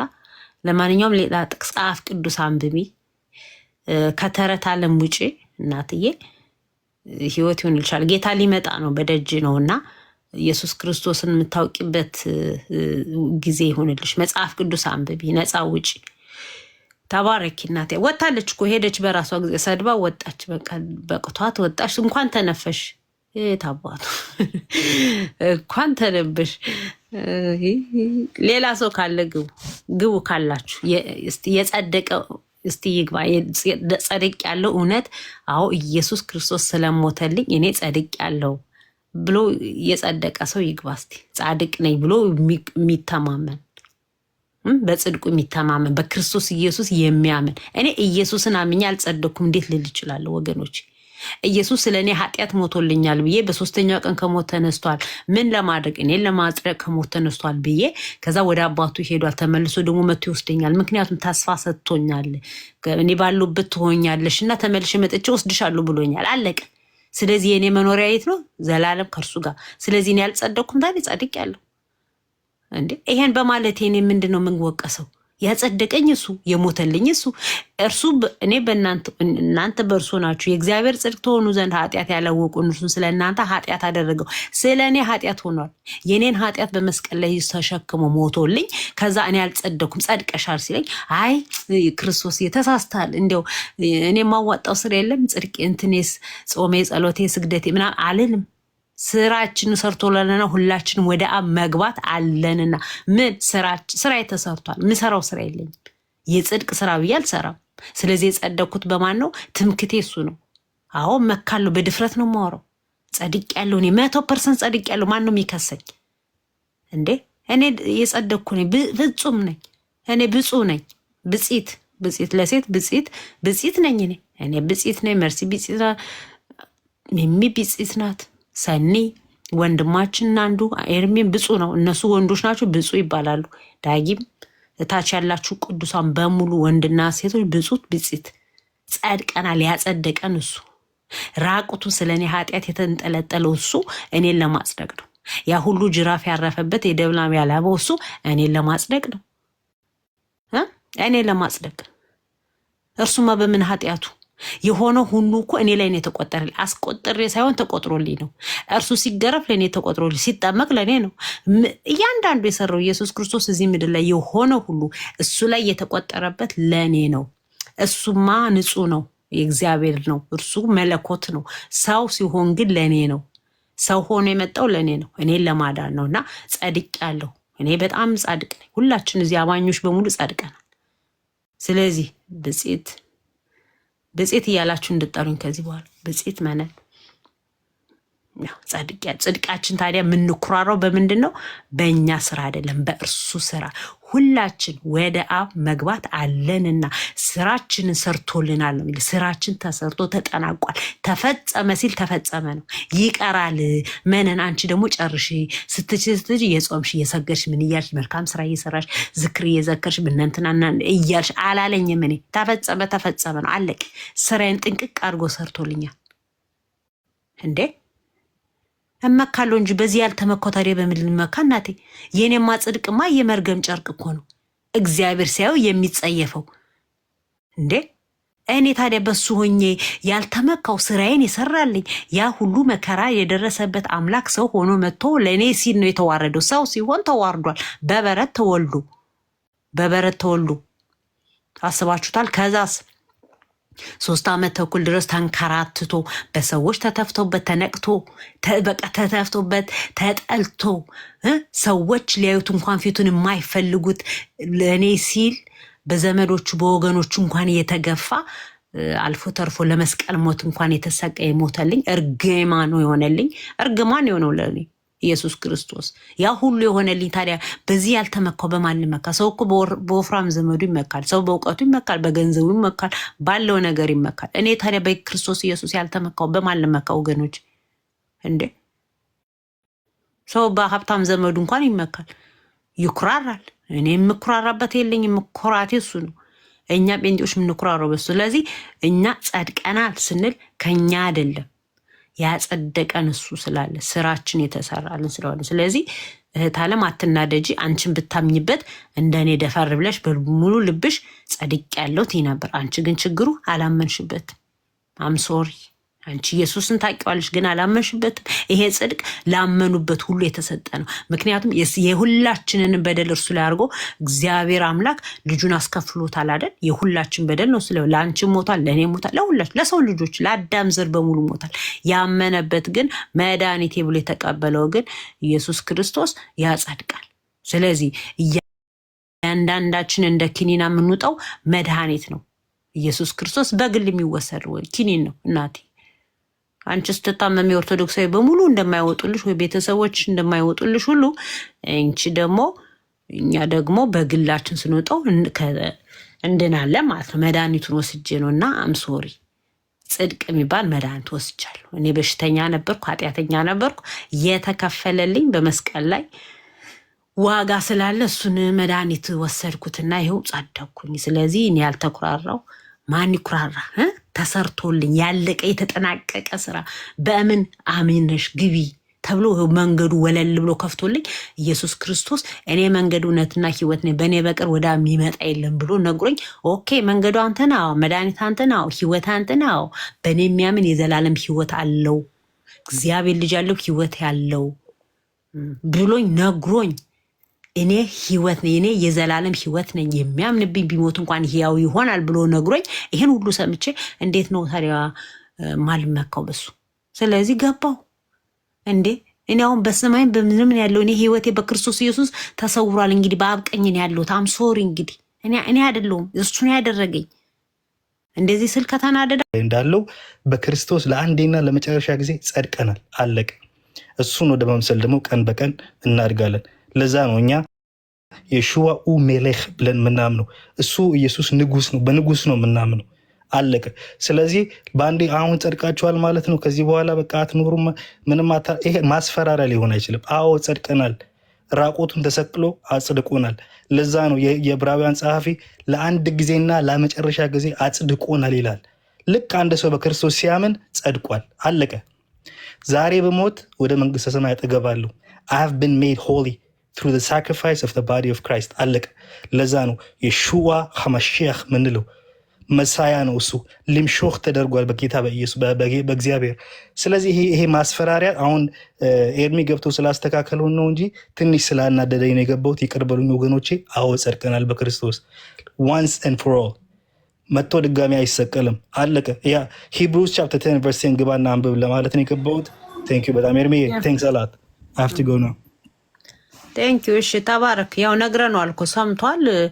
ያው ለማደናገር ነው የገቡ ማለት ርዕስ ለማስቀየር ነው እንጂ ሰምቷል እኮ በደንብ ሰምቼሻለሁ። በደንብ አድርጎ እኛ በራሳችን ጸድቀናል። ኢየሱስ ክርስቶስን ባመንበት ቅጽበት ድነናል፣ ጸድቀናል፣ የእግዚአብሔር ልጆች ተብለናል፣ ከእግዚአብሔር ዘር ተወልደናል። ስለዚህ የእግዚአብሔር ልጆች ሆናችሁ ደግሞ ወራሾች ናችሁ ነው የሚለው። እኛ የእግዚአብሔር ወራሾች ነን በክርስቶስ ኢየሱስ። ኢየሱስ ክርስቶስ ስለኛ ነው መርገም የሆነው ኃጢአት የሆነው የእኛም ቦታ ነው የወሰደው። ምትካችን ነው፣ ቤዛ ነው ስንል ከዚህ የተነሳ ነው። እሱ በእኛ ቦታ ወስድ ሞተ። የእኛም ሞት ሞቶ የእሱን ህይወት ሰጠን። የእኛም መርገም ወስዶ የእሱን ጽድቅ ሰጠን። የእኛ ኃጢአት ሞት ተፈርዶብን ነበር አይደል? ስለዚህ የእኛን ደሞዝ ዋጋ ነው የከፈለው፣ የእኔን ዋጋ ነው የከፈለው። መሞት የማይገባው ያ ጻድቁ ቅዱሱ የእግዚአብሔር ልጅ መጥቶ ሞተልን። ስለዚህ ቦታ ምን ተቃይረን ነው እንጂ እኔ ነበርኩ እዛ ላይ የምንጠለጠለው። ስለዚህ እርሱ ስለሞተልን እሱ ኃጢአተኛ ስለሆነ እኛ ደግሞ በእርሱ ሆነን የእግዚአብሔር ጽድቅ ተደርገናል። ጻድቅ ናችሁ አላለም። ጻድቅና ጽድቅ ይለያል። ባይዘዌ ጽድቅ ናችሁ ሲለን ፍጹም አሁን ጽድቅ ተቀባይነት ያለን እግዚአብሔር የተቀበለን በክርስቶስ ኢየሱስ ነው። ስለዚህ ከኛ አይደለንም። ህይወታችን ግን ስንኖር ከዛ በኋላ አሁን ወንድሜ እንዳለው ስንኖር በቃ ክርስቶስን እየመሰልን የምንሄድ ጽድቃችንን ድነታችንን የምንፈጽም ነን። በምን በቅድስና ህይወት በመኖር እንደ ቃሉ በመውጣት በመግባት ቃሉን እየመሰሉ መኖር። ኢየሱስ ወደ ክርስቶስ ፍጹም ሙላትነት ነው የምናድገው። ባይዘወይ የኛ እድገታችን አንድ የቆም አይደል፣ የመጀመሪያው ላይ የሚያድግ ነው፣ ሂደታዊ ነው። ሂደታዊ ስንል የመሰልን ነው የምንሄደው። ወዴት? ወደ ክርስቶስ ኢየሱስ መምሰል። ስለዚህ ለዛ ነው በህይወታችን የምታዩን ማለት ነው የተጠነፈፈ ያለ ኑሮ ምንኖረው እኛ ነን። በዛ ውስጥ ግን በድካም ውስጥ አናልፍም፣ በከፍታ በደንብ አድርገን እናልፋለን። በዛ ውስጥ ግን እኛ የህይወት ስርዓትና ልምምዳችን አይደለም። የህይወት ስርዓትና ልምምዳችን የቅድስና ህይወት ነው፣ የጽድቅ ህይወት ነው የምንኖረውም ይታያል። ምንም እኮ ይሄ ምንም ማብራሪያም አያስፈልገውም። በዛ ስናልፍ ግን ፍጹማን ነን፣ መላእክት ነን። እንዲያው አላለ መውደቅ መነሳት አለ፣ እናጠፋለን፣ እንሳሳታለን። በዛ በሳትንበት በወደቅንበት ግን እዛ ውስጥ ህይወታችን በዛ ይቀጥል። ጻድቅ 7 ጊዜ ይወድቃል 7 ጊዜ ይነሳል ነው። ንስሐ የሚባል የተዘጋጀልን ለዛ ነው። የክርስቶስ ኢየሱስ ደም ዛሬም ትኩስ የሆነው ለዛ ነው። ምክንያት ከኃጢአት ሁሉ ስለሚያነጻን። ስንወድቅ ስንሳሳት ንስሐ እንገባለን፣ እንመለሳል። በክርስቶስ ኢየሱስ ደም ተመልሰን እንቀጥላለን። ንስሐ ማለት መመለስ ነው። ትላንት ስላጠፋው ነገ ላጠፋ አልቀጥልም። ተሳስቼ አጥፍቻለሁ ከዛ በንስሐ እመለሳለሁ። ነገ ቀጥላለሁ ህይወቴን። የትኛው ትላንት ባልነኩበት ስለማልቀጥል የጻድቅ ህይወት ይሄ ነው። የኛ ህይወት እንግዲህ ይሄ ነው። ስለዚህ የጽድቅ ህይወት ነው የምንኖረው፣ የቅድስና ህይወት ነው የምንኖረው እንደ ጌታ ፈቃድ፣ እንደ ጸጋው ባለቤት እንዳገዘን። ለዛው ነው እኮ አይደለ በጸጋው ነው የዳን ነው ስንል ጸጋው ምን አስቶ ዓለማዊና ኃጢአተኛ ምኞትን አስክዶን ምን በቅድስና ህይወት ራስን በመግዛት ህይወት የምንኖረው ለዛ ነው። ድሮ የምናደርገው ልምምድ ማናደርገው ለዛ ነው። ዓለማዊነትና ምኞቱን ስራውን ቀብረነዋል። በጥምቀት ስንጠመቅ ቀብረነው ነው የተነሳ ነው። ኃጢአትን ዓለማዊ ምኞትን በሙሉ ቀብረን የተነሳ ነው ወገኖች። እናንተ የምትሉት እናንተ ጴንጤ ጥምቀትን እኮ ያከብርማ ምናምን። እንደኛ እንደ ጴንጤ ጥምቀትን በስነስርዓት የሚያከብር በስርዓት ትክክለኛ መንፈሳዊ ስርዓት ነው። ለኛ በጣም በአክብሮት ነው የምንወስደው፣ የምንጠመቀው ደስ እያለን እያለቀስን እልል እያለን በደስታ በቃ እየዘለልን ሐሴት እያደረግን እየዘመልን በቃ ነው ምን እኛ እያልን በ40 እና 80 ቀን አልተጠመቅንም። ያለቀስን ማለት ነው። አልተረጨንም። ጥምቀትን ብናወራ የሚያዋምድብን እኛንን ባይዘው እኔ እንደው እናንተ ባታወሩ ደስ ይለኛል። ኦርቶዶክስን ጥምቀትን ማውራት ካለብን እኛንን ማውራት ያለ ትክክል የክርስቶስ ኢየሱስን ትእዛዝ የፈጸምን ሞቱን በሚመስል ሞት የተባበር ነው። ከውሃው ስንወጣ ትንሳኤውን ነው ከእርሱ ጋር አብረን ተነስተልን ስንቀበል ለኃጢአት ሞተናል። ይህን ዓለም ብለን አሮጌው ማንነታችን ቀብረን የተነሳ ለዛ ነው በተልከሰከሰ ህይወት ማታገኙ። ለዛ ነው በጽድቅ ህይወት ምን ቀብረናል እና አዲስ ህይወት የደቀ መዝሙር ህይወት ምን ሆነበት የቤተ ክርስቲያን ውስጥ ህብረት አካል በቤተ ክርስቲያን አካል የምንጨመርበት ነው። ጥምቀት ለኛ ተራ ነገር አይደለም። ተራው የሆነው ለእናንተ ነው። ያቀለላችሁት እናንተ ናችሁ። እኛ አላቀለል ነው። በጣም ነው ያከበር ነው። እውነት ለመናገር በጣም አክብደን ነው ያዝነው። እንደኛ ደስ እያለው አንዳንዱ ላይ መንፈስ ቅዱስ እየወረደበት በልሳን እየተናገሩ በሐሴት እያረጉ ነው የሚጠበስማ እንደ እናንተ አይደለም እኮ ቄሱ ዲያቆኑ በሁለት እጁን ይዞ አንጠልጥሎ ይዞ ቄሱ ውሃ እየረጨው ሲያለቅስ ስጪው ከዛ ክር አስሮልህ የክርስትና ስም አውጥቶልህ ለክርስትና አባቷ ለክርስትና ተወሰጪው ተብሎ የተጠመቀ ጥምቀት የለም። ያልተጻፈ መጽሐፍ ቅዱሳዊ የሆነ ደግሞ ትመጡና ማርቆስ 16 እኔ በጣም ድፍረታችሁ ነው። ማርቆስ 16ን ስትጠቅሱ ያመነ የተጠመቀ ይድናል፣ ያላመነ ይፈረድበታል። ያላመነና የተጠመቀ አይልም። ያላመነ ይፈረድበታል። የሚያምኑትን እነዚህ ምልክቶች ይከተሏቸዋል። በስሜ አጋንንትን ያወጣሉ፣ በአዲስ ቋንቋ ይናገራሉ፣ እጆቻቸውን በድውዮች ላይ ይጭናሉ፣ እነርሱም ይፈወሳሉ። ይሄንን ግን አትሏትም። ወረድ ብላችሁ አትሏትም። የትኛውን የእናንተ ጥምቀት ማርቆስ 16 ከሆነ የቱ ጋር ነው በአዲስ ቋንቋ የምታወሩት? የቱ ጋር ነው እጆቻችሁን በድውዮች ላይ የምትጭኑትና የሚፈወሱት? ሰው ታመመ ሲባል ገብርኤል ጸበል ውሰዱት፣ እንትና ጸበል ውሰዱት፣ አርሴማ ጸበል የምትሉት እንዴ? አላለቅም እኮ ዛ 16 ላይ እኮ አላለቅም። ያመኑትን እነዚህ ምልክት ይከተሏቸዋል። በምን በአዲስ ቋንቋ ይናገራሉ፣ በስሜ አጋንንትን ያወጣሉ፣ እጆቻቸውን በድውዮች ላይ ይጭናሉ፣ እነርሱም ይፈወሳሉ። የሚያጎድል ይሄ የሚገልና የሚጎድ መርዛም ነገር ቢጠጡ እንኳን አይጎዳቸውም የተባልነው ለእኛ ነው። እናንተስ እዛች ጋር ያመነ የተጠመቀ ይድናል። ጥምቀት ለድነት መቼ? በ40 እና በ80 ቀን አምናችሁ ነው? አይ አዎ ቤተሰቦቻችን ሲጀመር አምነዋል ወይ? አላመኑም። ከእስልምና ለመለየት ክርስቲያን ለመባል ነው ጥምቀት የጠመው ሲወርድ ሲዋረድ ከግጥንክ የመጣ ተብሎ እንጂ መጽሐፍ ቅዱሳዊ ነው ወይ እናንተ ጥምቀት? አይደለም፣ ውሸት። እዚህ ትመጡና ደግሞ ማርቆስ 16 እናንተ ሳታምኑ ነው ውሃ ተረጫችሁት። የእናንተ ጥምቀት አይደለም፣ ውሃ መረጨት ነው። ጥምቀት ማለት መርዘፈቅ፣ መነከር፣ ውሃስ መስመጥ ማለት ነው። እናንተስ ዲያቆኑ ብጆቿን ሕፃኑን አንጠልጥሎ ይዞት ቄሱ ከላይ በማንቆርቆሪያ ውሃ ያፈስበታል፣ ይረጫዋል፣ አለቀ፣ ተጠመቀ። ከዛ ክር 3 አይነት ክር ይታሰር፣ ከዛ የክርስትና ስም ይወጣለታል። ከዛስ የቱ ነው ሐዋርያ እንደዛ ብሎ ያስጠመቀ?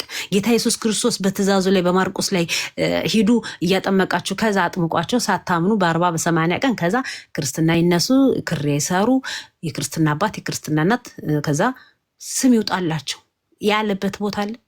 የትኛው ሐዋርያ እንደሱ አድርጓል? አላደረግም።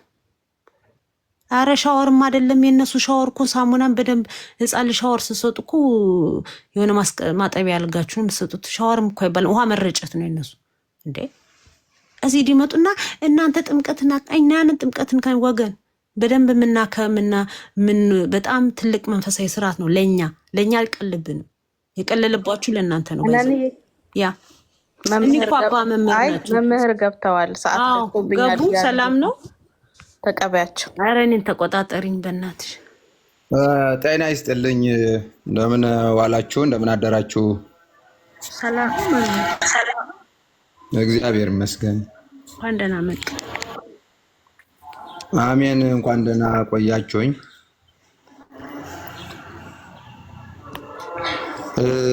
አይ ርዕሱ እንኳን ስለ ቅዱሳንና መላእክት ያማልዳሉ ወይ የሚል ነው። ግን ስለ ጥምቀት እህታችን ሲያወሩ ስለነበረ የተወሰነ ምናልባት ለእውቀት ይሆናል ብዬ ማብራራት ያለብኝ ነገር ማብራራት ስለፈለኩኝ ነው። እሺ ቀጥሉ።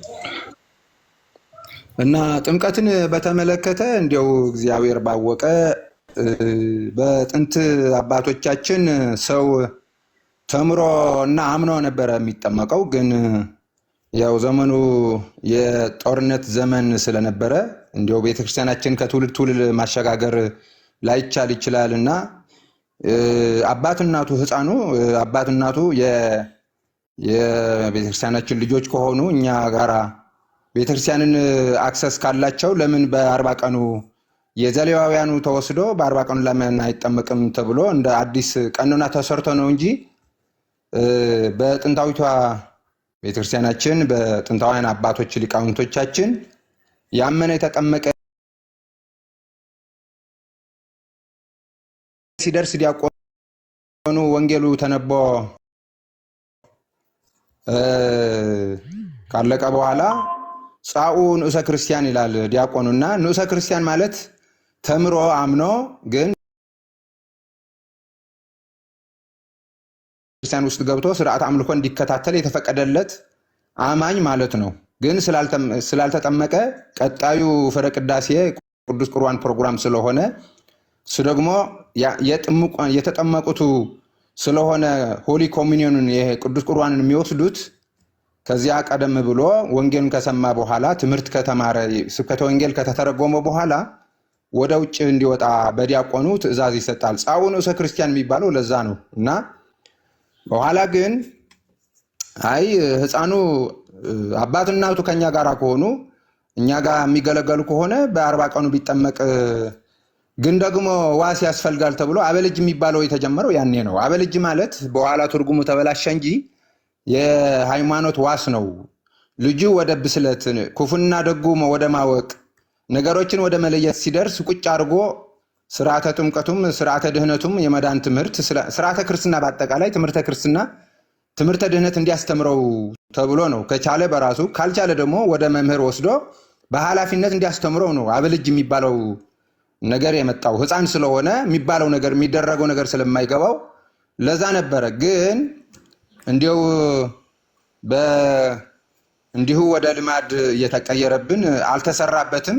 አንድ ህፃን ከተጠመቀ በኋላ ምንም አይጠየቅም እንጂ ድሮ እንደዛ ነበረ። ይማራል። ከዚያ በኋላ ጸጋው ይታያል። የድሮ አባቶቻችን ነገረ ድህነትን አዕማደ ምስጢራትን ሲያስተምሩት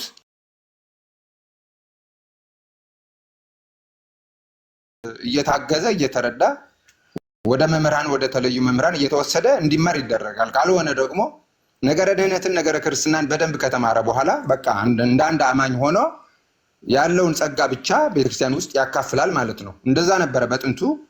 ያው በኋላ ግን ትንሽ ስርዓተ ክርስትና ስርዓተ ጥምቀቱ በ40 ቀኑ ወንድ ከሆነ በ80 ቀኗ ደግሞ ሴቲቱን ካደረግን በኋላ በቃ እንዲሁ ምንም ሳናስታውስ ዝም ብለን ራሳችንም እንዲሁ አድገናል እና እንደዛ ነበረ በጥንታዊቱ ቤተክርስቲያን። ዋናው ቃሉን ሰምቶ ማመን በደንብ ማሰላሰል መቀበል ነው እንጂ በህፃንነቱ መጠመቅ ብቻ አልነበረም። ጥንታውያን ሊቃውንቱ ስርዓተ ቀኖና ሲሰሩት ለማለት ነው። በኋላ እንዲሁ ተጠምቀን ዝም ብለን ማደግ ሆነ እንጂ እንደዛ ነበር ድሮ ለማለት ነው። እንዲያው እንደ እውቀት እንዲሆን ብዬ ነው። አመሰግናለሁኝ። ኦኬ፣ እሺ፣ ተባረኩ መምህር። ስለዚህ አሁን ጥምቀቱ ዞሮ ያው ህፃን እያለ ነው የሚጠመቀው ማለት ነው። መጽሐፍ ቅዱሳዊ አይደለም ድሮ አይደል? የህፃናት እንዲያው በእውነት ይቅርታ፣ አንዳንድ ጥናት እናደርጋለን ወደ ገጠር አካባቢ እየወረድን እዛ የምናገኘው ምንድን ነው? አንዲት እናት ወንድ ልጅ ወልዳ ወይም ሴት ልጅም ትሆን ወልዳ እንዲያው ስርዓተ ጥምቀቷ እየተቃረበ ሲሄድ የጎረቤቷ እናቶች ምን ብለው ይጠይቋታል? ጥምቀትሽ ተቃርቧል ወይ ወይስ ገና ነው አሳልፈሻል ወይ እያሉ ይጠይቋታል። ምን ማለት ነው? በድሮ ጊዜ የብሉይ ኪዳን አስተምሮ ነው። እናት ወንድ ልጅ ጋራ መግለጫ የአቋም መግለጫ ነው። ጥሩ ተስፋ ሰጪ ነገር ሰምተናል። እንግዲህ እኛም በያለንበት እንዲሁ ከአባቶች ጋር እየተነጋገርን ነው። እንደዚህ ነው ያለው ሁኔታው እንጂ እኛ አፋችንን ሞልተን አንዳንዶች እንደሚሉት ምንም እንከን የለብንም የሚወጣብን ነገር የለም ብለን መናገር አንችልም።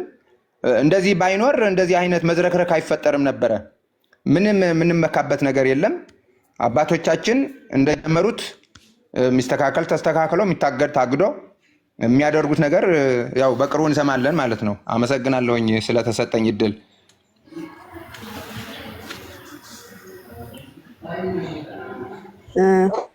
ኮሜንታተሮች ግን በጣም ተረጋጉ። እሺ፣ በጣም መረጋጋት ይጎድላችኋል። ክርስቲያናዊ ዲሲፕሊንም በጣም ይጎድላችኋል። የሰውን ሀሳብ ከጨረሳችሁ በኋላ ኮሜንት አድርጉ። በጣም እንትን ትላላችሁ። እንደ ክርስቲያን አይደለም ኮሜንት የምታደርጉት።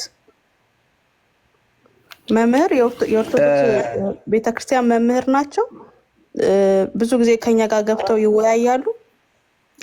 የእግዚአብሔርን ቃልና ወንጌልን በትክክል የሚረዱ ትክክል ያልሆነውን ትክክል አይደለም የሚሉ ታሪካዊ ዳራ የነበረውንም ደግሞ ታሪካዊ ዳራውን አስይዘው የሚናገሩ ትክክል ያልሆነውንም ደግሞ ትክክል አይደለም የሚሉ መምህር ናቸው እና ተረጋጉ። ያስጠላል። ከእናንተ እንዲህ አይነት ኮሜንት አይጠበቅም። መነንዬ የምትል ነገር ካለ ቀጥሉ። አይ ይቀጥሉ። ኤርሚ ካለ ይቀጥል። ኤርሚ አለ። ተባረክ። አይ ቲንክ ሰምቷቸዋል ብዬ አምናለሁ። እንግዲህ ያው ጥያቄያችንን ያው ከመለሱ ስለዚህ እርስዎ የሚያምኑት እንደዛ ነው። አሁንም መምህር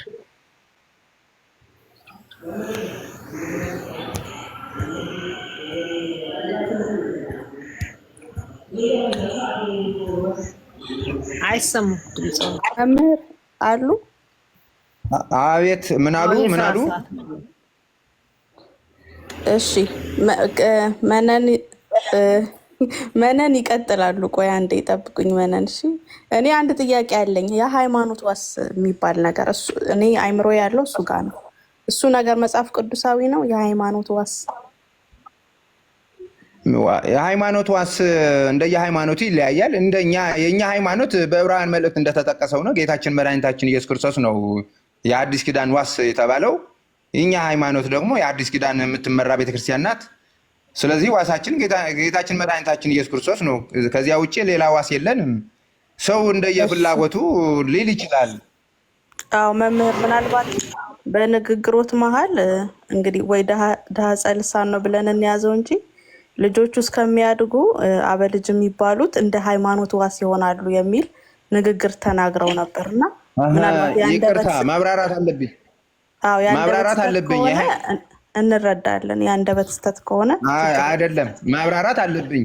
የሚጠመቀው ህፃን ስለሆነ ሲያድግ የሚያስተምረው አንድ ዋስ ሰው ይምጣ ተብሎ በወቅቱ የነበሩት አባቶቻችን መፍትሄ ብለው ያመኑበትን ነገር ነው ያደረጉት ለማለት ነው እንጂ ሰው የሃይማኖት ዋስ መሆን አይችልም።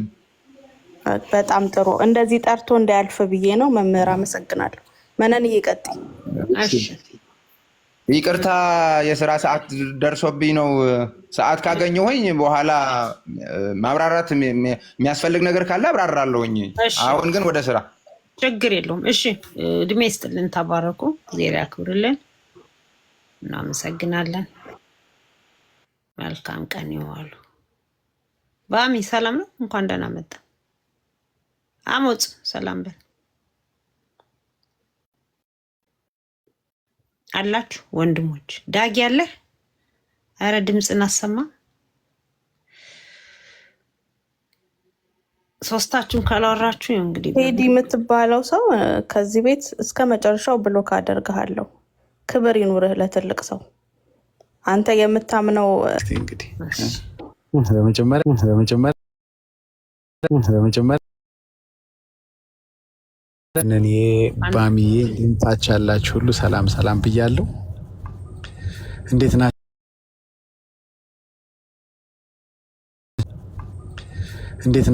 ሀሳብ ጋር የሚሄድ ነገር ነው። ቀደምም ሌላ ሰው አስተያየት ሲሰጥ ሰምቻለሁ። አንድ ቤት ስለሆነ ያው ገብቼ ልወያይ ብዬ እዛ ገባሁ እንጂ ብዙም አንዳንድ ጊዜ አንዳንድ ቤቶች መግባት አልፈልግም እና ኦርቶዶክሳዊ ወንድም ነው። እዛ ገባው እና የነበረው ውይይት ምንድነው እንግዲህ የተለመደው ያው በስራ ብቻ ይዳናል የሚል ሀሳብ አለው። ግን ርዕሱ እምነት ብቻ ነው የሚለው።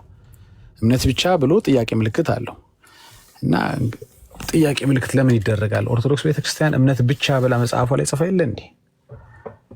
ክርስቶስ ብቻ ብላ መጽሐፏ ላይ ጽፋ የለ እንዴ? በጸሎት መጽሐፏ ላይ እንግዲህ ስንት ጊዜ አንስተነዋል። ዛሬ ዲቴል አልገባበትም። ግን አይ እንግዲህ እምነት ብቻ ሳይሆን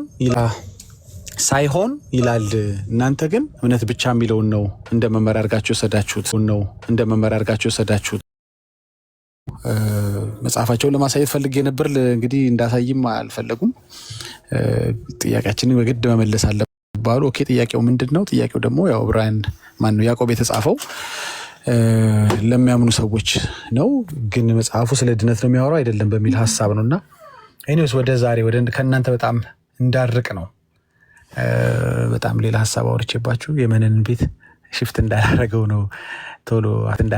ነው ቶሎ ሀሳቡን ጠቀልለዋለሁ። ግን ምንድነው ቦታው ስለ ድነት ዳኑ እያለ አይደለም ያወራው። ኦልሬዲ ለዳኑ ሰዎች የተጻፈ መጽሐፍ ነው። ምናልባት እዚህም ያላችሁ ወንድም እህቶች ካላችሁ ይጠቅማችኋል፣ ስሙ፣ ግድ የላችሁ። ያዕቆብ 2 የተጻፈው ለዳኑ ሰዎች ነው። ግን ድኛለሁ ብለው የማይገባ ነገር እንዳያደርጉ፣ በሀብታምና በድሃ መካከል፣ በባለጠጋና በድሃ መካከል በሰው ፊት እንዳያደሉ፣ ልዩነትን እንዳያደርጉ የተጻፈ ሀሳብ ነው እና መልካምን ስራ መስራት እንዳለባቸው፣ መልካም ስራ የማይሰሩ ከሆነ እምነት ብቻም እንደማይጠቅማቸው።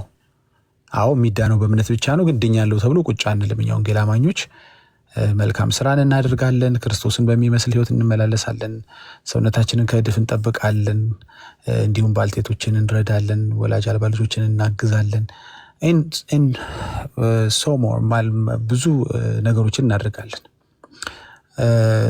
ግን ክፍሉ የተጻፈው ለዳኑ ሰዎች እንጂ ስለ ድነት ለማውራት አይደለም። አሁን እዛ ጋር አብርሃም ተጠቅሷል። ለአብርሃም ምን የዳነ ነው? ምን ስለ ድነት ታወራለህ? ኦልሬዲ አብርሃም ያመነው በጽድቅ ደግሞ እምነቱን ያገኘው ሰው ምን አደረገ የሚለውን ሀሳብ ተምረህ እምነትህን እንግዲህ ኪፓፕ እንድታረግ ነው። ያው የሚያበረታታ ክፍል ነው፣ የሚመክር ክፍል ነው፣ የሚገስጽ ክፍል ነው። ግን ኦኬ ስለ ድነት ከሆነ የሚያወራው እዚህ ጋር እኮ ያልዳነች እህት አለች ረዓብ የምትባል። አሁን እቺን ስለ ድነት እያወራችሁ እዚህ ጋር ምን ጥልቅ ያደርጋል ይሄ ሀሳብ? የዳነ ሰው ኦኬ አብርሃምን አንስተ ስለ ድነት ማስተማር ኦኬ ሊሆን ያስኬድ ይችላል። ምክንያቱም እምነቱ ጽድቅ ሆኖ ስለተቆጠረለት። ግን ያልዳነችን ሴት ስለ ድነት ነው የሚያወራው ብትለኝ አያስኬድም። ምሳሌ ሆና መቅረብም አትችልም። እንግዲህ ሁለቱን ሰላዮች ስላስመለጠች፣ መልእክተኞቹን ስላስመለጠች በእርግጥ ስራዋ ራይት ተብሎ ተይዞላታል። በስራዋ ጸድቃለች ይላል። በስራዋ ጸድቃለች ማለት ሁለት ሰላዮችን በማስመለጥ ትጸድቃላችሁ ማለት አይደለም። መልእክተኞችን ስለሸሸጋችሁ ትጸድቃላችሁ ማለት አይደለም። በስራ ይጸደቃል የሚለውን ራስ ኦርቶዶክስ እንኳን አታምነው።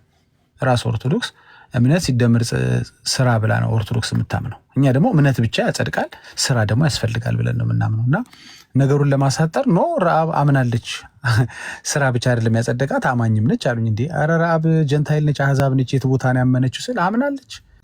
እሺ ስጡኝ ክፍል ያመነችበትን። እንዴ እነዛን መልእክተኞች በተቀበለችበት እንትን አምናለች።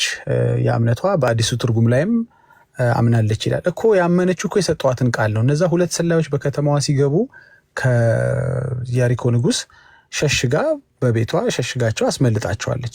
ስታስመልጣቸው ቃል ገብተውላታል። ከተማው ሲጠፋ ከቤትሽ ያለ ሰው ብቻ ወደ ሜዳ ይውጣ እንጂ በቤትሽ እስከተቀመጥሽ ፈትሉን እስካደረግሽ ድረስ ምንም አትጎጂም አትነኪም ብለው የሰጧትን ቃል አምና እውነትም በዛ ሳትጎዳ ተርፋለች፣ ቀርታለች። ለዛም ነው ዕብራውያን 11 ላይ የሚናገር። እንደውም የዕብራውያን 11ን ሀሳብ ላንብበው። አንዳንዴ ወንጌል አማኞችም እንደዚህ ተረዱት አልመሰለኝም። አንዳንዶች፣ ሁሉ ማለት አይደለም። እና ግልጽ ለማድረግ ወይ ባልነካው ይሻል ነበር። ከነካሁት ዕብራውያን 11 ቁጥር 31 ላይ ጋለሞታይቱ ረዓብ ሰላዮችን በሰላም ስለተቀበለቻቸው ከማይታዘዙ ጋር በእምነት አልጠፋችም። ክርስቶስንም ደግሞ በሚገባ አገልግለውታል።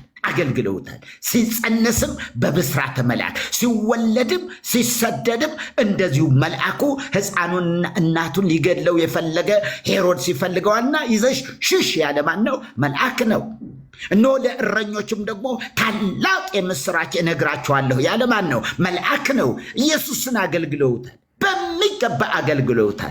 40 ቀንና 40 ሌሊት በጾመበት ጊዜ ቢሆን እግዚአብሔር እሱን ምን ብለውታል? ያገለግሉት ነበረ ነው የሚለው።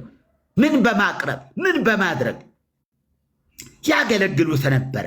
ከዚያም በኋላ ባለው ነገር ሁሉ ለእርሱ የሚገዙ የሚታዘዙ እልፍ አእላፋት እንዳሉ በመስቀል ሊሰቀል በተቃረበበት ሰዓት ላይ ጴጥሮስ ያደረገው ነገር ታውቃላችሁ።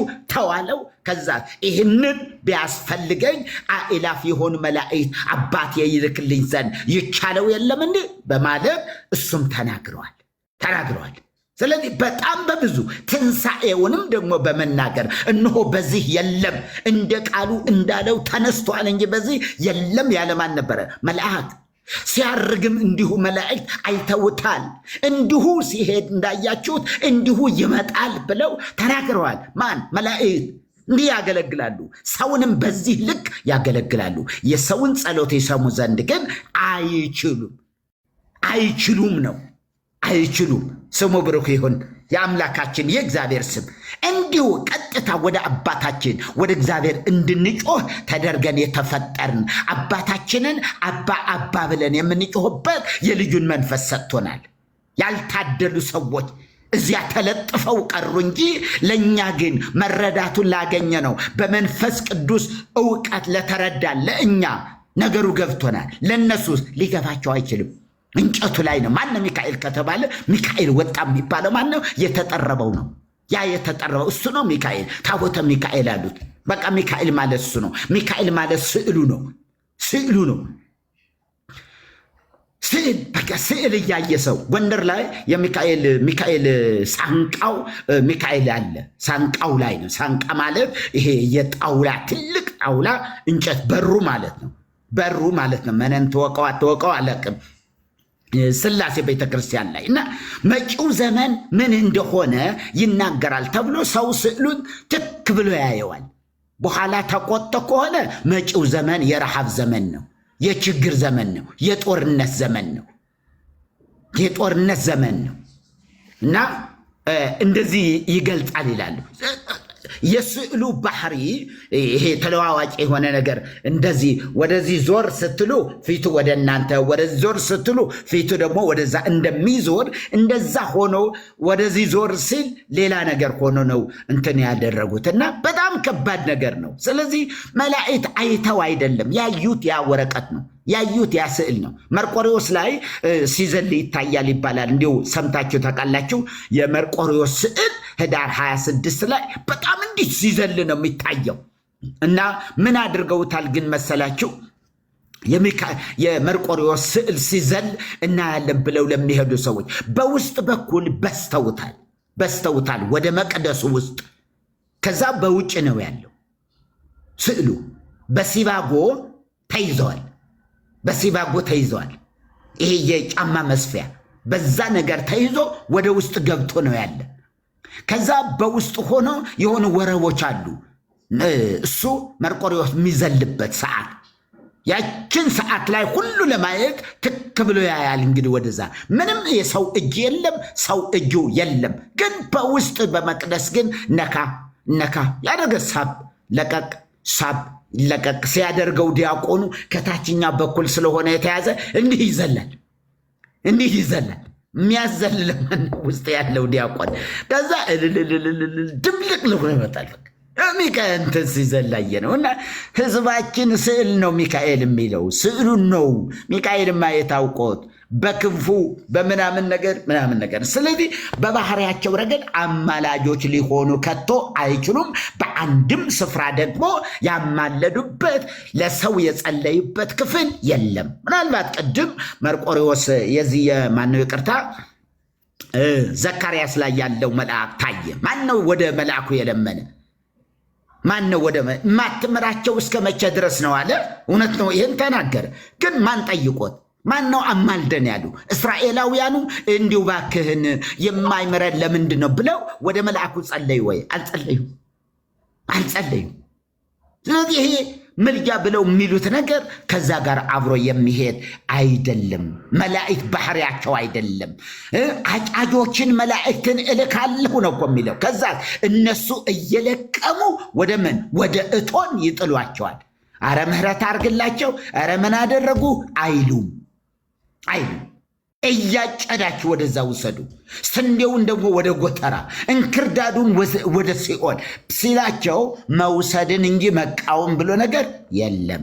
የሰማነውን በእዝነ ልቦናችን ያሳድርብን። ይህንን እንግዲህ ሰዎች ቢያንስ ሳይወዱ በግድ ብፁዕ አባታችን እንዲሉኝ ብዬ ነው እኮ እንዲሁ መርጌታ አንልም ሲሉ ደግሞ እስኪ በዚህ ጣና ወይስ አይሉም እያልኩ እኮ እያሰብኩ ነው። ገና ብፁዕ አባታችን ይበሉ እስኪ ይናገሩ ይላሉ ወይስ አይሉም? እና ይችን አስቤ ያደረኳት ነገር ናት። እናንተም ደግሞ እንደዚሁ ምህረት ያድርግላችሁ፣ አይዟችሁ ብፁዕ አባታችን ብትሉ እግዚአብሔር ይባርካችሁ። ኤርሚን ግን በደንብ ነው የሸወድኩት ሰይፉን ሳያነሳ።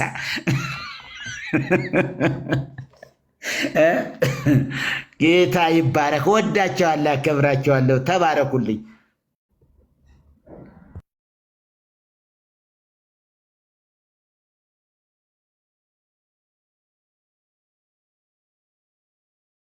አሜን። መሪ ተባረክ። ሁላችሁም ዝም አላችሁ። እሺ አለው። እሺ ኤርሚማ መጀመሪያ እኮ መሪ ማውራት ትጀምር አቀባበሉ እየጠበቀ ነበር እና እኔ እንደውም የመሰሉኝ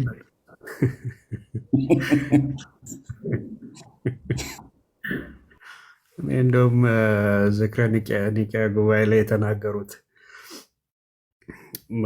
ማርያምም ኢየሱስም መለኮትነት አለባቸው እና ለዛ ሁሉ ነገር በውስጣቸው ይቀልጣል ያሉት እነኛ ጳጳስ መስለው ነበር። ድምፃቸው እንደሳቸው ያወሩት ቁና መተንፈስ ብቻ ነው የቀሩት እንደሳቸው ለማውራት። ኤኒዌይ የቅድሙ ልጅ ወጣ እንዴ አቤኔ ላይ ዛሬም ጌታ ይርዳን፣ እንጸልያለን።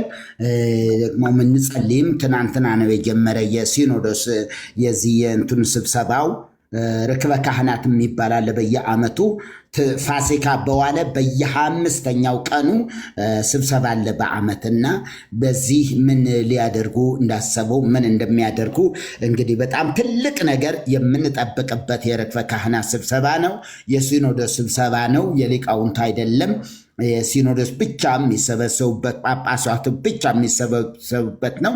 ከየአገሩ መጥተዋል። ከየትኛውም አገር ከአውስትራሊያ፣ ከአሜሪካ፣ ከምናምን ነገር ያሉ በሙሉ መጥተዋል። ከየክፍለ ሀገሩ ያሉ ቢሆኑ ገብተው ትናንትና በጸሎት በምህላ በእንደዚህ አይነት ነገር ተጀምሮ ዛሬም ስብሰባ ላይ ናቸውና በጎ ነገር እንድንሰማ እመኛለሁ። በጣም ምናልባት የጳጳሳት ምርጫ ሊደረግ ከሆነ ደግሞ ለምድሪቱ የሚበጅ የሆነ ሰው እንዲመረጥ እግዚአብሔር እዛ ስራ አስኪያጅና ጸሐፊን ለመምረጥ ይታሰባል። ስለዚህ በዚህ ቦታ ላይ ግን ጌታ የሚወዳቸው ሰዎች የጌታ ልብ ያላቸው የቃሉን መረዳት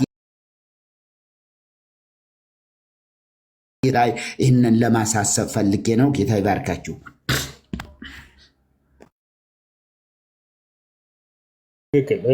ወገኖች ቀጥሎ አንድ 5 ደቂቃ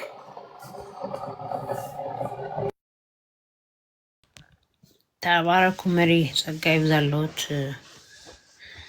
አስደንግጠውን ነበር። ፎሎ አድርጓቸው ወገኖች፣ ይህን አካውንታቸውን ፎሎ አድርጓቸው።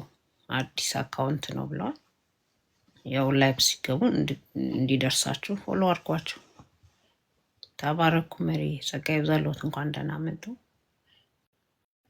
ቀጥሉ አላችሁ ምትገቡ።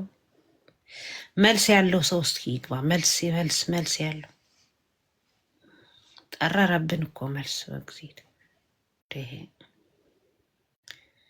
መልስ ያለው መምህር የሆናችሁ ግቡ እስኪ። መልስ አንድ ግን መልስ ይጥፋ። ወይኔ በጣም ያሳዝናል በእውነቱ። እንዴት መልስ የለ? አይ ነው ጌታን ጠራረብን እኮ መልስ እንትን የሚባል መልስ የለውም። እንትን የሚባል መልስ የለውም። እንትን የሚባል መልስ እሺ ስትባል በቃ ዝም ብለው መፍጨርጨር ብቻ። ነገሩ ኢንተርናሽናል ሄዷል። አንድ የሮም ፕሬስ ያሳተመው የግሪክ ኦርቶዶክስ መጽሐፍም የጸሎት መጽሐፍ አላቸው እና እጅ እስኪገባ እየጠበቁት ነው። ግን ፕሪቪውን ዝም ብዬ አንብቤዋለሁ የተወሰኑ ፔጆች እና ማርያምን እዛ ላይ ምን እንደሚያደርጓት ዩል ቢ ሰርፕራይዝ። ሌላ ገድል ነው ገድል ከኛ ይብሳል ብለህ ነው። አንድ ስቴትመንት ከዛ ውስጥ ምን ይላል? አንቺ ከማርያምን እንግዲህ አንቺ ሰውነት ከሌላቸው መንፈስ ከሆኑ መላእክቶች ይልቅ ንጹህ ነሽ ይላታል። ኦኬ የመዳናችን ሁሉ መሰረት ነሽ ይላል። ደግሞ ሌላኛው ይነሳና በአንቺ ንጽህና እኛ ፊትሽ መቅረብ አንችልም ይላል። ሌላኛው ደግሞ ተነስቶ ከንጽህናሽ የተነሳ እስቲ እናየዋለን። አንዳንድ በጣም ደግሞ ከባድ የሆኑ አጸያፊ ነገሮችም አሉ።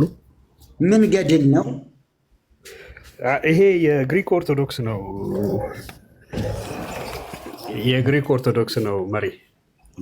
የሚገርም ነው። ፕሪቪውን አሳያቸዋለሁኝ። እንደውም አሁን ትንሽ ጊዜ ከሰጣችሁኝ ሜይ ቢ አሳያቸዋለሁ። ያው ይቀራረባል ከኛ እኔ እኮ እሷ ንጽሕት እንደዚህ ከሆነች የኢየሱስ መምጣት ነው እኔ ግራ የሚገባኝ። ከሰው እኮ አንድ ስለጠፋ ነው እኮ አምላክ ራሱ ሰው አምላክ የሆነው ሰው ሆኖልን የመጣ ማለት ነው። አንድ ንጹህ ጠፋ